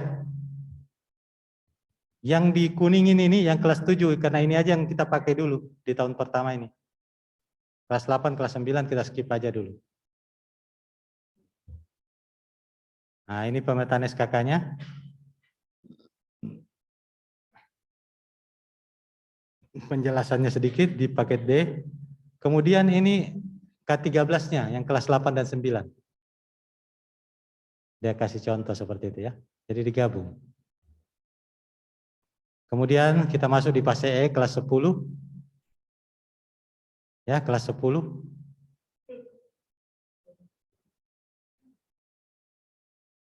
Kenapa dia nggak nulis kelas 11-12? Karena belum dikerjakan. Jadi tulis satu fase dulu, kelas 10. Nanti yang K13-nya, ini pemetaannya, ini penjelasannya. Jadi konsisten ya, konsisten. Dia ada struktur, kemudian ada pemetaan SKK-nya, ada penjelasannya sedikit, baru dia masuk K13. K13 hanya menampilkan struktur aja, nggak ada penjelasan. Dia hanya menjelaskan sedikit bahwa ini satu kalimat aja. Ini dilakukan di kelas 11 dan 12.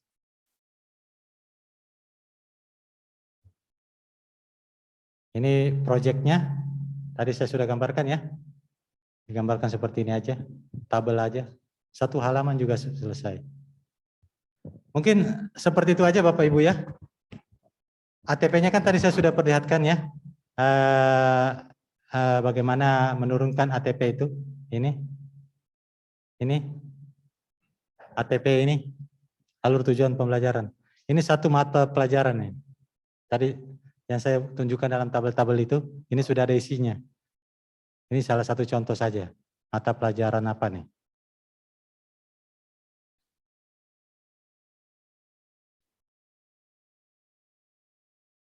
Ekonomi kelas 10, 3 SKK.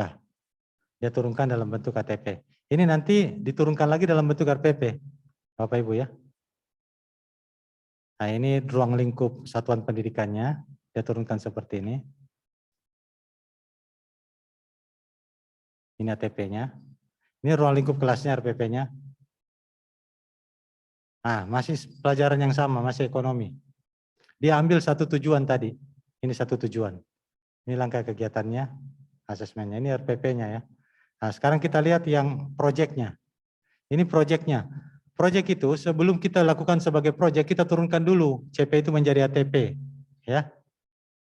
CP-nya keterampilan tata boga, kita turunkan dulu menjadi ATP. Ya. Karena tidak mungkin kita ujuk-ujuk dapat tujuannya tanpa menurunkannya menjadi ATP dulu. Jadi ini capaian pembelajaran tata boga, diturunkan menjadi tujuan, diturunkan dulu menjadi ATP. Kemudian ATP ini, yang warna tersendiri ini akan coba saya buatkan contoh bagaimana RPP-nya atau perencanaan pembelajaran kelasnya untuk P5. Ini ATP-nya. Nah, kemudian ini adalah pemberdayaan. Pemberdayaan karena saya tadi bilang saya hibrid, keterampilan tata boga dan pemberdayaan saya hibrid. Jadi wajib saya turunkan juga dulu pemberdayaannya menjadi ATP. Ini pemberdayaan, mata pelajaran pemberdayaan, saya turunkan juga menjadi ATP. Kemudian dari dua tujuan itu, saya turunkan dia menjadi ruang lingkup kelas atau pembelajarannya. Dengan 4 sintaks, temukan, bayangkan, lakukan, sampai dengan bagikan. Mungkin itu Bapak Ibu ya, memang tidak cukup waktu untuk menjelaskan semua ini secara detail, tapi saya yakin nanti Bapak Ibu akan mau membaca panduan-panduan yang sudah ada. Kita tidak bisa berharap dari 1-2 jam narasumber yang ada di sini, tetapi ini sebagai bekal dasar untuk kita menyamakan persepsi tentang kurikulum merdeka, khususnya dalam konteks kurikulum operasional satuan pendidikan. Baik Bapak Ibu, itu yang bisa saya sampaikan, lebih dan kurangnya saya mohon dibukakan pintu maaf. Wabillahi taufiq wal hidayah, wassalamualaikum warahmatullahi wabarakatuh.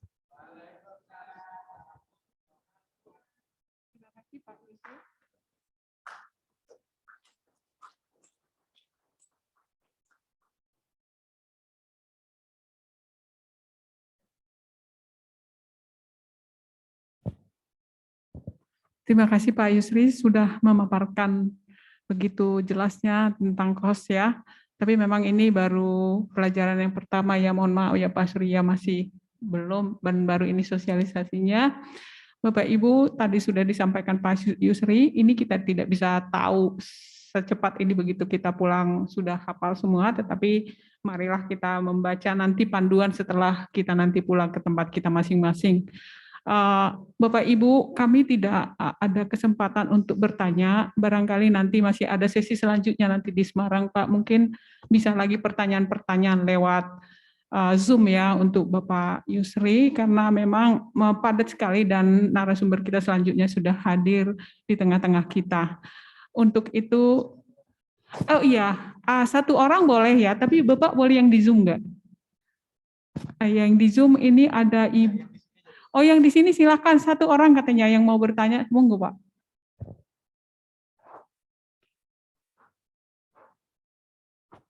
Silakan Bapak Ibu yang mau bertanya untuk Pak Yusri satu orang, barangkali mewakili semuanya dirangkum. Tapi di Zoom banyak Pak. Iya, barangkali dari Ibu Ita Guntari dari PKBM Kendari ya Bu. Monggo Bu, kami beri kesempatan. Baik, terima kasih. Saya hanya satu saja, ini terkait dengan proyek pelajar Pancasila.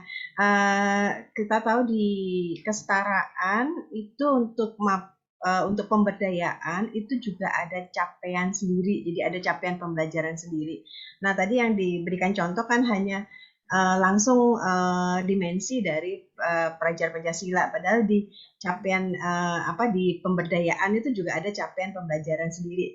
Nah, itu menampilkannya di mana untuk di pemberdayaan itu, Pak. Itu aja satu dari saya. Terima kasih. Silakan Pak Yusri.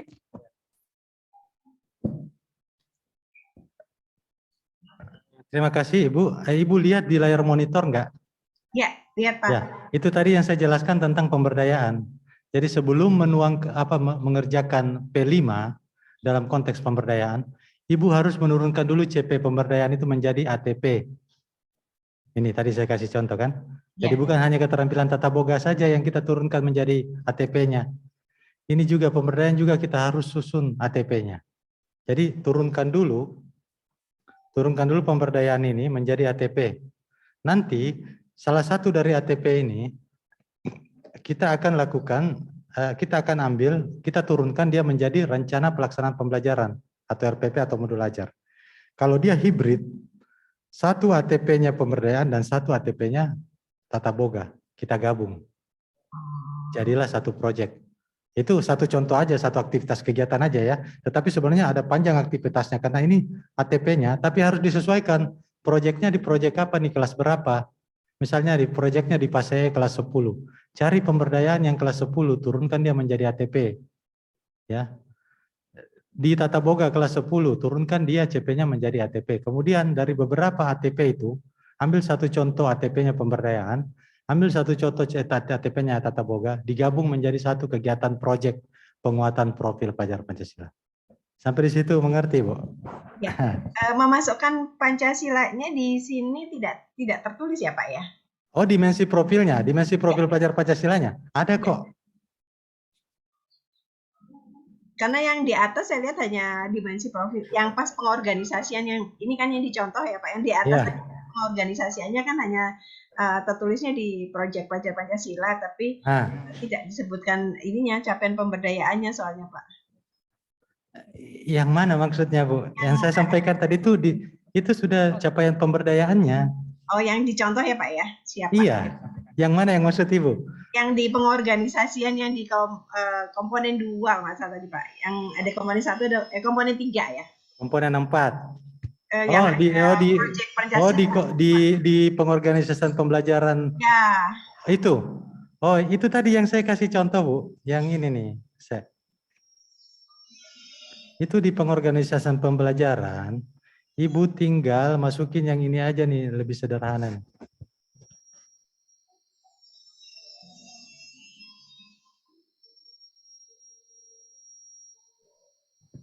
Ini. Ya, nah di sini kan nggak ada pemberdayaannya ya Pak, langsung hanya P5-nya aja ya Pak ya. Padahal Maksud, kan kami kalau di kesetaraan itu karena kan maksudnya pemberdayaannya itu nggak ada yang mana, Bu? maksudnya memang langsung hanya P5, padahal P5-nya kan melekat di pemberdayaan itu maksud saya. Di sini kan mapelnya pemberdayaan, tapi dimensinya langsung dimensi P5-nya ya Pak ya. Dan Dimensinya itu bergotong royong, bernalar kritis dan mandiri. Itu ya itu P5. dimensinya. Bukan P5. P5 itu proyek penguatan profil pelajar Pancasila. Ya, P3-nya Pak. Itu nama proyeknya ada di atas di sini nih, nama proyek nih. Oke. Nah, untuk capaian pemberdayaan itu capaian itu harus dituntaskan, artinya di setiap fase itu harus sampai lulus, harus tercantum semua ya Pak. Demikian juga untuk profil Pancasilanya. Iya, harus dapat dari mulai kelas 1 SD sampai kelas 12. Baik, Pak. Ya, yang di sini maksud saya capaian elemennya pemberdayaan nggak dimasukkan sekalian gitu maksud saya, Pak. Elemennya yang mana? Kan pemberdayaan ada kesadaran diri ya. Ya, oh itu. Itu kan yang tadi saya kasih contoh, yang Di contohnya saja ya Pak ya. Di sininya nggak perlu ya. iya, contohnya saja turunkan pemberdayaan itu menjadi ATP, alur tujuan pembelajaran seperti ini. Diturunkan seperti ini. Ini proyek ya, anggaplah tata boga ya. Ini tata boga. Ini tata boga, anggaplah ini keterampilan Bu ya. Anggaplah ini pemberdayaan maksud saya. Ya. Bukan tata pemberdayaan, ini bukan hanya pemberdayaan. Ya. Di sini CP-nya pemberdayaan. Kemudian di sini elemen CP-nya itu yang 5 itu. Ya. Oh. Yang 5 itu, yang jati diri, percaya diri. Ya. Nah, itu kan. Nah, saya kasih lihat contohnya yang tadi. Ini. Ini pemberdayaan nih.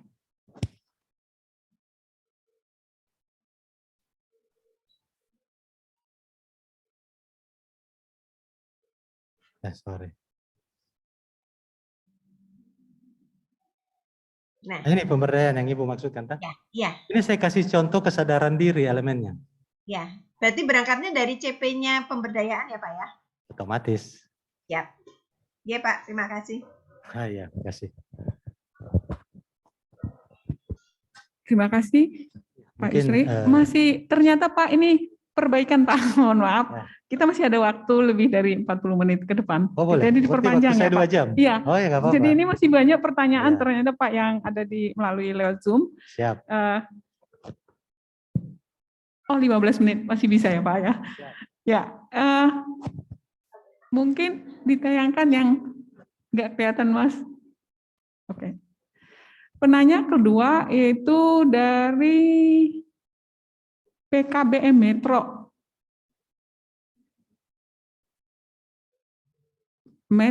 Silakan Bu, Bapak ya. Bapak yang dari PKBM Metro atau Ibu yang raise hand, monggo Pak.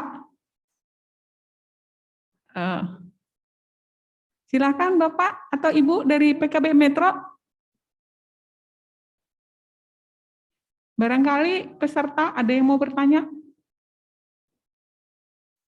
Menunggu yang dari PKBM Metro.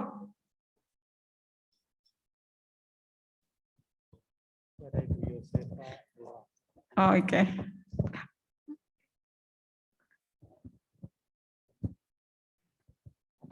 Bu Yose ya, ada Bu Yose.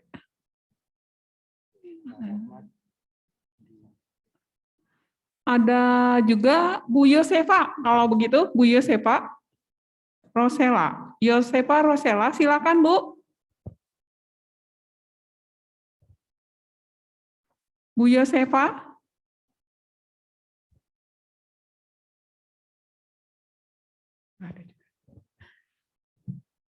Ada Bu Yosefa? Pak Rohmat, monggo Pak. Pak Rohmat yang dari Yogyakarta. Siap. Oke, silakan Pak. Silakan dengar Pak. Kedengaran Pak? Oke, Pak Yusri, saya dari Jogja Pak. Maaf nih. Iya Pak Rahmat. Gini Pak, memang agak beda dengan yang formal Pak Yusri. Ketika tadi Ibu tanya terkait dengan masalah pemberdayaan. Karena konsep pemberdayaan dan keterampilan itu sebetulnya nilai-nilai profil Pancasila itu sudah ada di nilai pemberdayaan. Memang agak rancu kita bandingkan dengan profil pelajar Pancasila, penguatan profil atau P5 itu di formal. Karena formal itu diambilkan dari mata pelajaran, bukan dari pemberdayaan dan keterampilan. Memang menjadi rancu kita, Pak. Pemberdayaan itu kalau nilai-nilai yang tadi sampaikan Pak Yusri itu sebetulnya sudah nilai profil Pancasila. Mandiri, tanggung jawab, itu sebetulnya kan itu profil, Pak. Jadi kalau kita bicara di PKBM itu kayaknya malah kita jadi rancu. Wong pemberdayaan itu sudah arahnya ke profil kok, jadi kita diminta untuk profil Pancasila, itu yang pertama. Kemudian yang kedua, memang katanya itu kan kalimatnya itu kan pemberdayaan dan keterampilan berbasis profil pelajar Pancasila, dan itu berarti kan bukan atau Pak Yusri. Tadi saya setuju dengan jenengan, memang ini arahnya ke hibrid, bukan satu-satu. Memang menjadi agak susah, nanti teman-teman di PKBM itu bagaimana pertanyaan seperti Ibu tadi, terus nanti kita mengevaluasi CP pemberdayaan sejauh mana. Tadi karena CP pemberdayaan itu harus kita evaluasi sejauh mana itu ketercapaiannya. Apakah melalui mata pelajaran pemberdayaan atau melalui proyek profil pelajar Pancasila. Nah, ini yang menjadi rancu kita itu ada di situ. Mungkin begitu Pak Yusri, makasih. Ya, makasih Ya. Pak Rohmat. Silakan Pak Yusri. Makasih Pak Rahmat. Sebenarnya kalau dibilang rancu tidak ya Pak. Mungkin Bapak memaknainya itu dua hal yang berbeda, dua hal yang sama untuk satu aktivitas yang sama. Jadi misalnya pemberdayaan itu sama dengan profil pelajar Pancasila, ya mungkin sebagian sama. Tapi ada juga yang enggak. Tapi kalaupun semuanya disamakan, ya boleh-boleh saja. Tetapi kan seperti yang kita ketahui, bahwasanya delivery system dari pemberdayaan itu, cara mencapai pemberdayaan itu dengan cara P5, Proyek Penguatan Profil Pelajar Pancasila. Tujuan P5 kan cuma satu, untuk menguatkan atau menumbuh kembangkan yang namanya profil pelajar Pancasila. Jadi itu kan sudah ada di dalam situ, itu ditumbuhkan sebenarnya nggak ada masalah. Kita menumbuhkan sesuatu lewat medianya yang sudah tepat. Kalau di mata pelajaran yang lain, hanya diambilkan alokasi waktu untuk merancang proyeknya sendiri supaya bisa dapat P3 atau profil pelajar Pancasila. Tapi kalau kita tidak dirancang, nggak ditarik lagi waktu dari seluruh mata pelajaran, tapi kita sudah ada medianya namanya pemberdayaan dan keterampilan.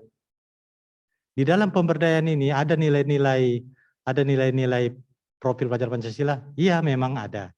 Makanya saya bilang sebaiknya di pemberdayaan dan keterampilan dihibrid saja supaya keterampilannya juga bisa bernuansa profil pelajar Pancasila. Jadi nggak ada yang rancu, memang medianya seperti itu. Kita memang tujuannya untuk P3, profil pelajar Pancasila. Dia ada di dalam elemen pemberdayaan itu lebih bagus lagi, bukan rancu, lebih bagus lagi bahasanya. Karena memang sudah itu yang kita mau kuatkan sebenarnya tujuannya. Selain untuk mencapai tujuan-tujuan pembelajaran tersendiri yang ada di dalam keterampilan.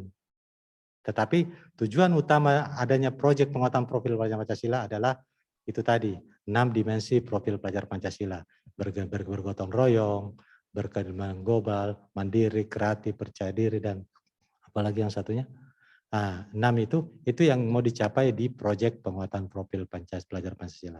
Lebih bagus lagi kalau menggunakan media pemberdayaan, yang mana pemberdayaan irisannya dengan P3 tadi, profil pelajar Pancasila itu sudah banyak, lebih bagus lagi. Saya kira seperti itu ya Pak. Jadi jangan dianggap rancu, dianggap itu beririsan, lebih bagus.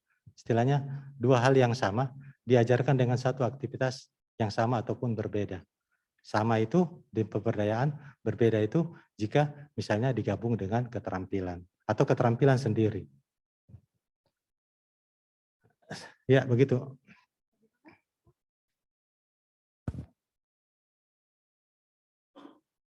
Pak Rohmat, sudah cukup Pak? Ya, mungkin kita lanjut dengan Bu Rini Anggriani. Bu Rini Anggriani, silakan Bu. Bu Rini? Barangkali belum bisa nyambung. Kita lanjut dengan SKB Kota Yogyakarta. Monggo Pak. SKB Kota Yogyakarta. Monggo Pak. Ya, siap. Terima kasih. Selamat siang Bapak Ibu semua atas kesempatannya. Jadi saya hanya ingin konfirmasi kepada narasumber terkait tadi di beban belajar Mas Livli. Tadi saya menerima ada nomenklatur paket kompetensi ya kalau nggak salah itu. Jadi bisa ditampilkan barangkali tayangan slide-nya Mas. Oh iya.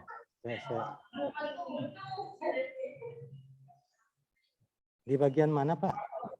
Di tadi yang ada beban SKK tadi, beban SKK. Oh iya. Struktur kurikulumnya, ini ya? Iya, struktur kurikulum. Ini ya? Belum tampil. Ini ya? Belum, ini ya, Pak? belum berupa Pak. Layarnya masih yang contoh RBP. Ini ya?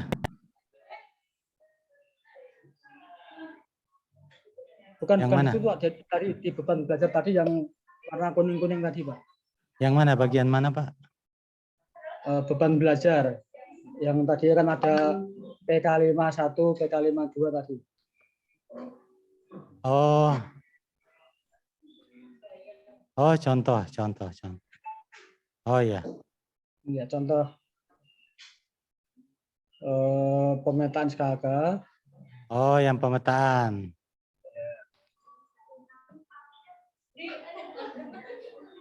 Ini ya?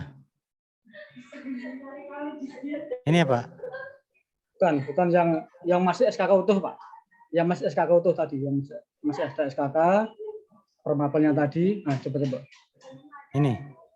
Nah, ya. Contoh itu tadi. Contoh yang tadi. Yang tadi Pak, yang betul. Yang muncul tadi, yang ada PK-PK-nya tadi.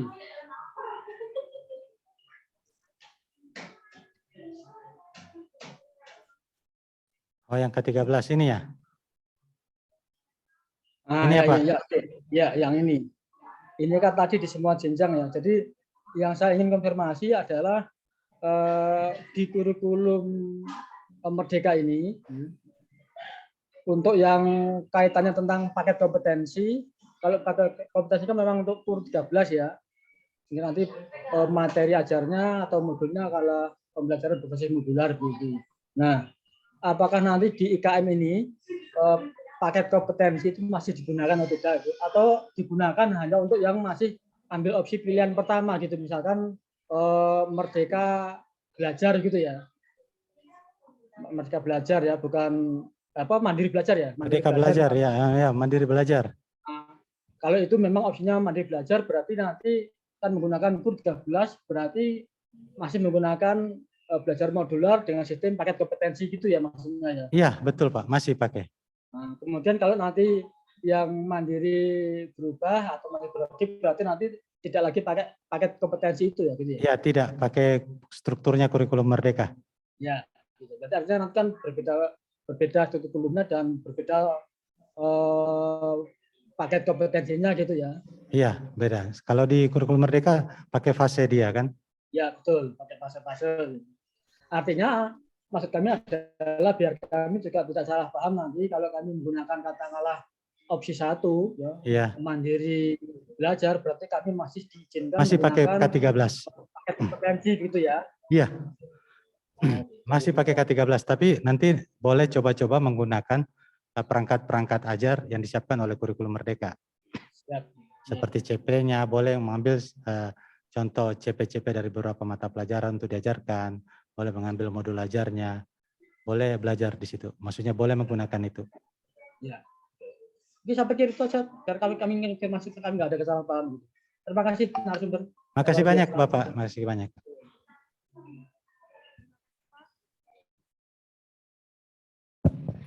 Terima kasih Pak. Udah cukup ya Pak ya penjelasannya. Lanjutnya satu lagi mungkin ya. Dari peserta ada yang mau bertanya? Ya, yang tatap muka silakan Pak. Iya, masih rabun atau sudah jelas banget atau setengah jelas? Kalau setengah jelas masih ada kesempatan bertanya buat Mungkin Pak ini Yusri. ya, mungkin memang 1 jam ini memang agak mungkin belum cukup waktu ya untuk memahami semua, tapi saya yakin dari 4 komponen inti yang mau dijelaskan dalam course yang Bapak Ibu mau susun, sudah ada gambaran. Ketika mengambil karakteristik, saya harus nulis apa? Visi misi saya harus nulis apa? Ya, sudah ada pasti gambarannya Bapak Ibu ya. Nah, pengorganisasian pembelajaran kan ada struktur P5 dan Neskul. Saya harus nulis apa? Sudah ada lah gambarannya gitu ya, Bapak Ibu ya. Tinggal nanti Bapak Ibu tinggal coba-coba aja nulis. Kalau ini pengorganisasian pembelajaran menurunkan ATP. Duh, saya belum bisa nih. Saya lihat contoh dulu. Oh, diturunkan seperti ini. Belum bisa juga. Udah, kopas saja dari punya pemerintah yang sudah disediakan untuk sementara waktu. Tapi sambil belajar, Bapak Ibu ke depan bikin sendiri ATP-nya. Itu untuk syarat kosnya saja kan, syarat dokumen kosnya. Ya, baik Bapak Ibu. Ini Pak ada satu dari Pak Ali Mustopo mungkin ya Pak, Ya. terakhir ya. Silakan Pak Ali Mustopo dari PKBM mana ini ya? Pak Ali Mustopo, monggo Pak. Bu. Assalamualaikum Pak. Ya, silakan Pak. Waalaikumsalam warahmatullahi wabarakatuh. Ya. Ini Pak, terima kasih telah diberikan izin untuk bertanya. Yang pertama mengenai CP untuk mapel umum, ini kalau kita dulu mungkin sama kayak halnya dengan silabus ya Pak ya. Jadi kita ngambil dari KD-KD mapelnya ya Pak ya. Terus yang jadi pertanyaan, pengambilan CP itu dari KD-KD di bahan di modul ajar itu kan yang sesuai dengan konteks dari kurikulum merdeka ini kan kita menyesuaikan esensialnya Pak ya, materi esensial. Nah, apakah di pengambilan CP itu untuk menentukan ATP itu kita juga memilah-milah pengambilannya Pak? Itu yang pertama. Kemudian untuk CP di mapel pemberdayaan, apakah setiap fase itu nantinya akan selalu seperti itu untuk CP-nya, seperti tema dan topiknya, Pak? Ataukah nanti setiap jenjang atau setiap fase itu berubah-ubah? Seperti kelas 7 nanti 3 pemberdayaan itu apa aja CP-nya, kemudian nanti kelas 8 dan kelas 9 itu berbeda, atau nanti sampai di akhir itu evaluasinya terus seperti itu sama. Nah, itu yang kedua. Kemudian yang terakhir mungkin materi yang Bapak sampaikan tadi, seperti PowerPoint tadi mungkin bisa di-share ke kami ya Pak ya. Terima kasih, itu aja mungkin Pak pertanyaan dari kami. Baik, tadi pertanyaannya memilah-milih CP itu maksudnya apa, saya nggak ngerti ya. Karena CP itu sudah jelas ada fasenya ya. Ketika Bapak ini kelas berapa, kelas 10 itu otomatis CP-nya fase E. Bapak ambil fase E, jangan ambil fase yang lain CP-nya. Jadi kalau Bapak di kelas 1, ambil fase A. Kelas 1, 2 itu fase A otomatis. Ya. Yang kedua tadi pertanyaannya, apakah di tiap tahun CP-nya berubah-berubah? Maksudnya gimana? Saya juga nggak ngerti tadi. Apakah Untuk yang maksudnya pemberdayaan, Pak? Pemberdayaan, CP-nya nggak pernah berubah. Dari CP itu dari fase A sampai fase F itu CP-nya sama, nggak ada berubah. Jadi tinggal disesuaikan proyeknya di kelas berapa. Proyeknya di kelas 10, ambil fase apa Pak? Kalau di kelas 10. Saya nanya balik nih, kalau misalnya proyeknya di kelas 10, Bapak ambil CP-nya fase apa? Fase E. E ya. Ya, itu. Enggak berubah-berubah itu fasenya, enggak berubah-berubah itu CP-nya. Itu aja terus dipelajarkan, diulang-ulang. Tetapi misalnya fase kelas 2, fasenya misalnya proyeknya misalnya di kelas 11. Bapak ambil fase F otomatis. Lihat CP-nya fase F. Baca CP-nya fase F, turunkan dia menjadi tujuan pembelajaran. Karena CP itu sesuatu yang abstrak, sesuatu yang general, sesuatu yang masih konsep besar. Belum diturunkan menjadi tujuan. Itu diambil dari panduan ya Pak ya, CP itu fase? Enggak, ada di regulasi di SK Balitbang, SK Beskap ya. Surat Keputusan Beskap nomor 033. Oh, dari situ kita tahun ambil. 2022. Nah, itu semua CP ada di situ.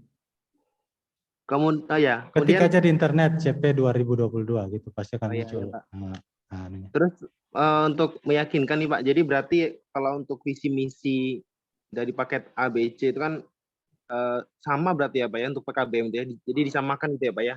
Yang membedakan nanti di tujuannya gitu ya. Di tujuannya, betul. Terima kasih Pak. Baik, makasih Bapak, sama-sama. Ini yang terakhir Pak ya, karena bolak-balik dia tunjuk tangan gitu Pak, dari PKBM Metro Riset. Silakan Pak. Dari PKBM Metro, monggo Pak.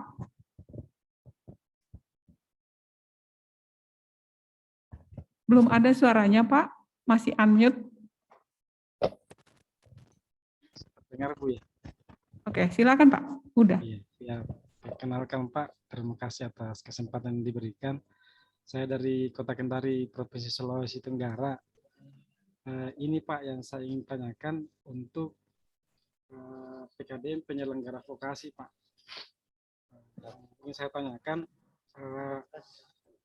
kalau saya lihat untuk di penyusunannya, justru saya sangat tertarik Pak, karena lebih mencocoki, kalau saya lihat lebih mencocoki SKKNI, di mana di sana ada elemen kompetensi. Kalau untuk alur tujuannya tadi itu, kalau mungkin di SKKNI KUK-nya Pak, KUK-nya. Yang saya ingin tanyakan, untuk mengakomodir penyelenggara vokasi di pendidikan non formal Pak, apakah ada kami jalan untuk di badan vokasi yang bisa memfasilitasi untuk memfasilitasi untuk peningkatan kompetensi sebagaimana di SMK Pak? Karena kalau di penyelenggara vokasi, kalau kami kan di pendidikan non formal paling yang kelihatan terakomodir paling di kegiatan PKK dengan di PKW, sementara kami di reguler itu pun berjalan kami agendakan. Itu yang pertama. Terus yang kedua, kalau untuk penentuan jumlah SKK Pak yang yang bisa kami buatkan di situ, apakah itu sudah patok Pak jumlahnya segitu, atau bisa kita tambah dari 118 tadi, maksudnya persentasi SKK-nya, apakah bisa kita tambah, mengingat bahwa keterampilan ini kalau saya melihat di tempat saya itu satu solusi tercepat untuk mereka yang putus sekolah. Jadi untuk presentasi penyelenggaraan vokasinya itu kami sediakan agak banyak waktunya agar mereka bisa mencapai kompetensi yang layak untuk mengikuti uji kompetensi nanti untuk mendapatkan sertifikat kompetensi. Yang kedua Pak, terus kalau untuk penyelenggara vokasi Pak untuk di P5, apakah kami juga bisa mencantumkan di sana budaya kerja? Karena kemarin itu untuk kebetulan saya welding Pak, las. Kemarin saya mencoba menembus di PT United Traktor, mereka butuh welder, dan mereka tidak apa-apa kalau dari PKDM itu ada yang memang belajar mengelas itu bagus. Kami diberi kesempatan untuk mendrop anak-anak kami magang di sana Pak. Nah, itu. Jadi ketika kami berbuat vokasi begini, apakah di kesetaraan kami juga diakomodir sampai sejauh itu Pak? Misalnya ada industri dikasih ruang untuk bergerak, kemudian instruktur kami juga diberikan ruang untuk berkolaborasi di badan vokasi, seperti itu Pak. Mungkin itu yang ingin saya tanyakan Pak. Iya, sementara. Terima kasih atas waktunya. Iya. Terima kasih Pak. Silakan Pak Yus. Ya, terima kasih Pak. Pertanyaan nomor 1 tadi saya kurang tangkap ya, kurang tangkap soalnya putus-putus. Hah? Badan apa? Ya, tadi saya nanti tolong diperjelas lagi pertanyaan nomor 1 itu. Nanti saya jawab aja langsung pertanyaan nomor 2.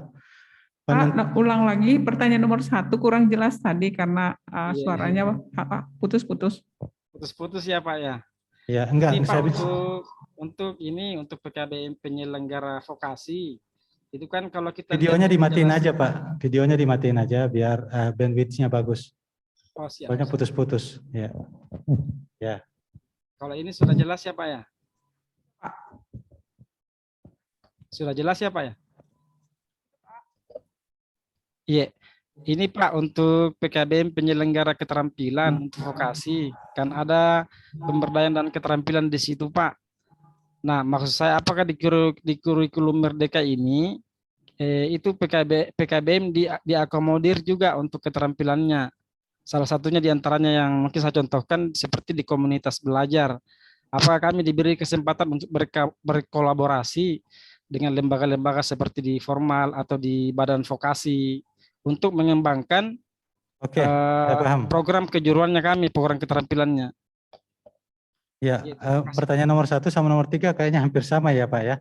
Jadi lebih untuk mirip. proyek ini boleh dilakukan di lingkungan satuan pendidikan, boleh dilakukan di lingkungan peserta didik, boleh dilakukan di lingkungan mitra usaha atau di lembaga lain, dan boleh dilakukan secara secara daring, dan boleh dilakukan secara 4 itu. Jadi dikolaborasikan. Jadi tadi Bapak, apakah boleh mengikut sertakan, melibat sertakan mitra-mitra kerja industri, dunia usaha dan industri? Oh, justru itu lebih bagus Pak.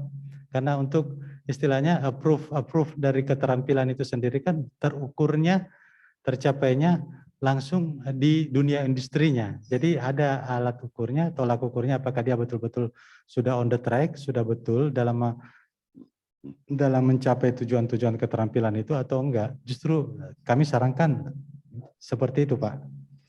Nah, itu pertanyaan nomor 1 ya. Dan pertanyaan nomor 3 mungkin hampir sama, tetap bisa berkolaborasi. Tadi ada menambahkan apa tadi, kebekerjaannya. Tema kebekerjaan di SMK maksudnya atau dia elemen kebekerjaan maksudnya Pak? Iya Pak, alurnya mungkin mirip-mirip maksudnya kami dari kebijakan Pak diakomodir. Seperti misalnya kemarin saya coba-coba minta izin di Balai Guru Penggerak, karena mereka bilang, mereka tahu kalau kami di PKBM-nya ada vokasi. Jadi mereka minta saya untuk ikut kemarin di webinarnya di SMK, saya ikut. Hanya saja di situ saya lihat, di Balai Vokasi sendiri itu tidak mengakomodir pendidikan non formal Pak. Jadi kami tidak terpetakan, terutama untuk di peningkatan kompetensi instruktur. Saya di sini Pak hanya minta tolong untuk diberikan ruang di kebijakan bahwa pendidikan non formal itu juga ada bagian di Balai Vokasi, kita diikutkan supaya kami bergerak di industri juga ada dasar, ada alasan, ada kekuatan dari pemerintah bahwa ini kami ada programnya sendiri, bukan hanya sekedar mata pelajaran begitu Pak. Ya betul Pak. Di 9 capaian pembelajaran keterampilan yang kita buat, ada beberapanya itu berstandar SKKNI Pak, berstandar KKNI. Di antaranya itu tata boga, tata busana, office perkantoran, apalagi yang satu tuh ya. Ada 4 kalau nggak salah itu CP-nya itu disusun berdasarkan SKKNI. Jadi kalau Bapak Ibu mengikuti itu, nanti setelah di akhir fase tertentu Bapak Ibu boleh mengikuti uji sertifikasi kompetensi anak-anak Bapak Ibu. Karena memang disusun berdasarkan SKKNI, tapi tidak semuanya keterampilan. Jadi kalau Bapak merasa perlu mendapat semacam pengakuan dari keterampilan yang Bapak lakukan, misalnya welding, nanti Bapak coba susun CP welding itu berdasarkan SKKNI yang ada. Siap, Pak. Nah, panduannya itu ada namanya panduan penyusunan capaian pembelajaran konteks kurikulum merdeka. Nanti lihat aja panduannya. Nanti bisa dilihat di platform kurikulum merdeka, panduan pengembangan CP. Jadi CP yang Bapak bikin, CP welding itu berdasarkan SKKN dan KKN, jadi bisa diikutkan uji kompetensi nanti di kelas 12. Oh iya Pak, siap. Nah, bisa pakai itu. Boleh mengikuti LP1 kan, LSP1 di SMK, atau boleh juga di LSP3. Kebetulan Pak, kalau untuk yang jalan selama ini, jadi walaupun kami memberikan jam di program reguler, ada jam untuk keterampilan, kami Pak, untuk anak-anak dapat pengakuan di industri, kami buatkan LPK Pak di bawah Kemenaker, Lembaga Pelatihan Kerja. Oh, sudah ada LPK-nya sendiri ya? Bagus ya, kalau Pak, begitu. Iya Pak, itu memang untuk mengakomodir lulusan PKBM Pak. Iya, justru itu sebuah terobosan besar. Bisa jadi contoh buat teman-teman yang lain yang juga ingin mengakomodir keterampilannya, bukan sekedar keterampilan, tetapi keterampilan yang betul-betul dapat dipertaruhkan atau dapat dipakai sebagai senjata peserta didik dalam menghadapi dunia kerja yang menuntut sertifikat, yang menuntut license, seperti itu kan Pak ya? Arahnya lisensi Pak, jadi ada uji kompetensi. Malah kami Iya.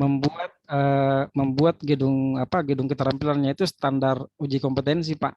Sudah standar uji ya. Alat, ruangan. Sudah standar TUK ya. Iya Pak, insya Allah Pak. Cuma ini yang yang masih saya yang masih saya pertanyakan di non formal Pak, untuk terkoneksinya di balai vokasi supaya kami terakomodir juga. Supaya misalnya kalau misalnya ada peningkatan kompetensi, itu instruksi kami jangan hanya bergantung di Kemenaker saja. Maksudnya di balai vokasi juga kami ada ruang lah untuk di pendidikan non formal. Ya, baik. Ya, ini karena waktunya udah lewat dari jam istirahat. Nanti seperti yang saya sampaikan tadi Pak ya, untuk itu yang urusan itu diakui di mana itu nanti urusan Direktorat PMPK ya Bapak ya. Nanti koordinasi aja dengan Pak Fauzi atau Bu Lisbeth ya. Nah, mungkin seperti itu Pak ya. Saya serahkan. Saya coba juga search Pak, surfing di platform Merdeka Belajar untuk keterampilannya itu memang belum ada yang saya coba cek belum ada yang tersedia untuk medianya. Apanya? Di platform Merdeka Belajar. Belum diupload ya. Coba lihat CP-nya di SK Balitbang 033, SK Beskap nomor 033 tahun 2022. Situ CP-CP-nya sudah ada kok. Siap, makasih banyak Pak. Ya, di nomor 033 ya, 033. 033 Pak ya. Ya. Semua CP tulis saja di internet CP tahun 2022. Siap, Terima kasih. Saya kembalikan ke Bu Lisbeth. Demikian Bapak Ibu, karena memang waktulah yang harus kita mengakhiri ya, walaupun masih banyak yang mau bertanya, tetapi waktu kita sudah habis. Terima kasih Pak Yusri yang sudah memberikan paparan begitu jelas, namun tadi seperti yang disampaikan oleh Pak Yusri, ini tidak bisa langsung kita pahami langsung hari ini, maka kami mohon Bapak Ibu supaya terus membaca buku panduan dan yang berkaitan dengan itu, sehingga nanti pemahaman Bapak Ibu nanti semakin bagus lagi tentang KOS ini. Untuk itu kita berikan aplaus untuk Bapak Yusri sekali lagi.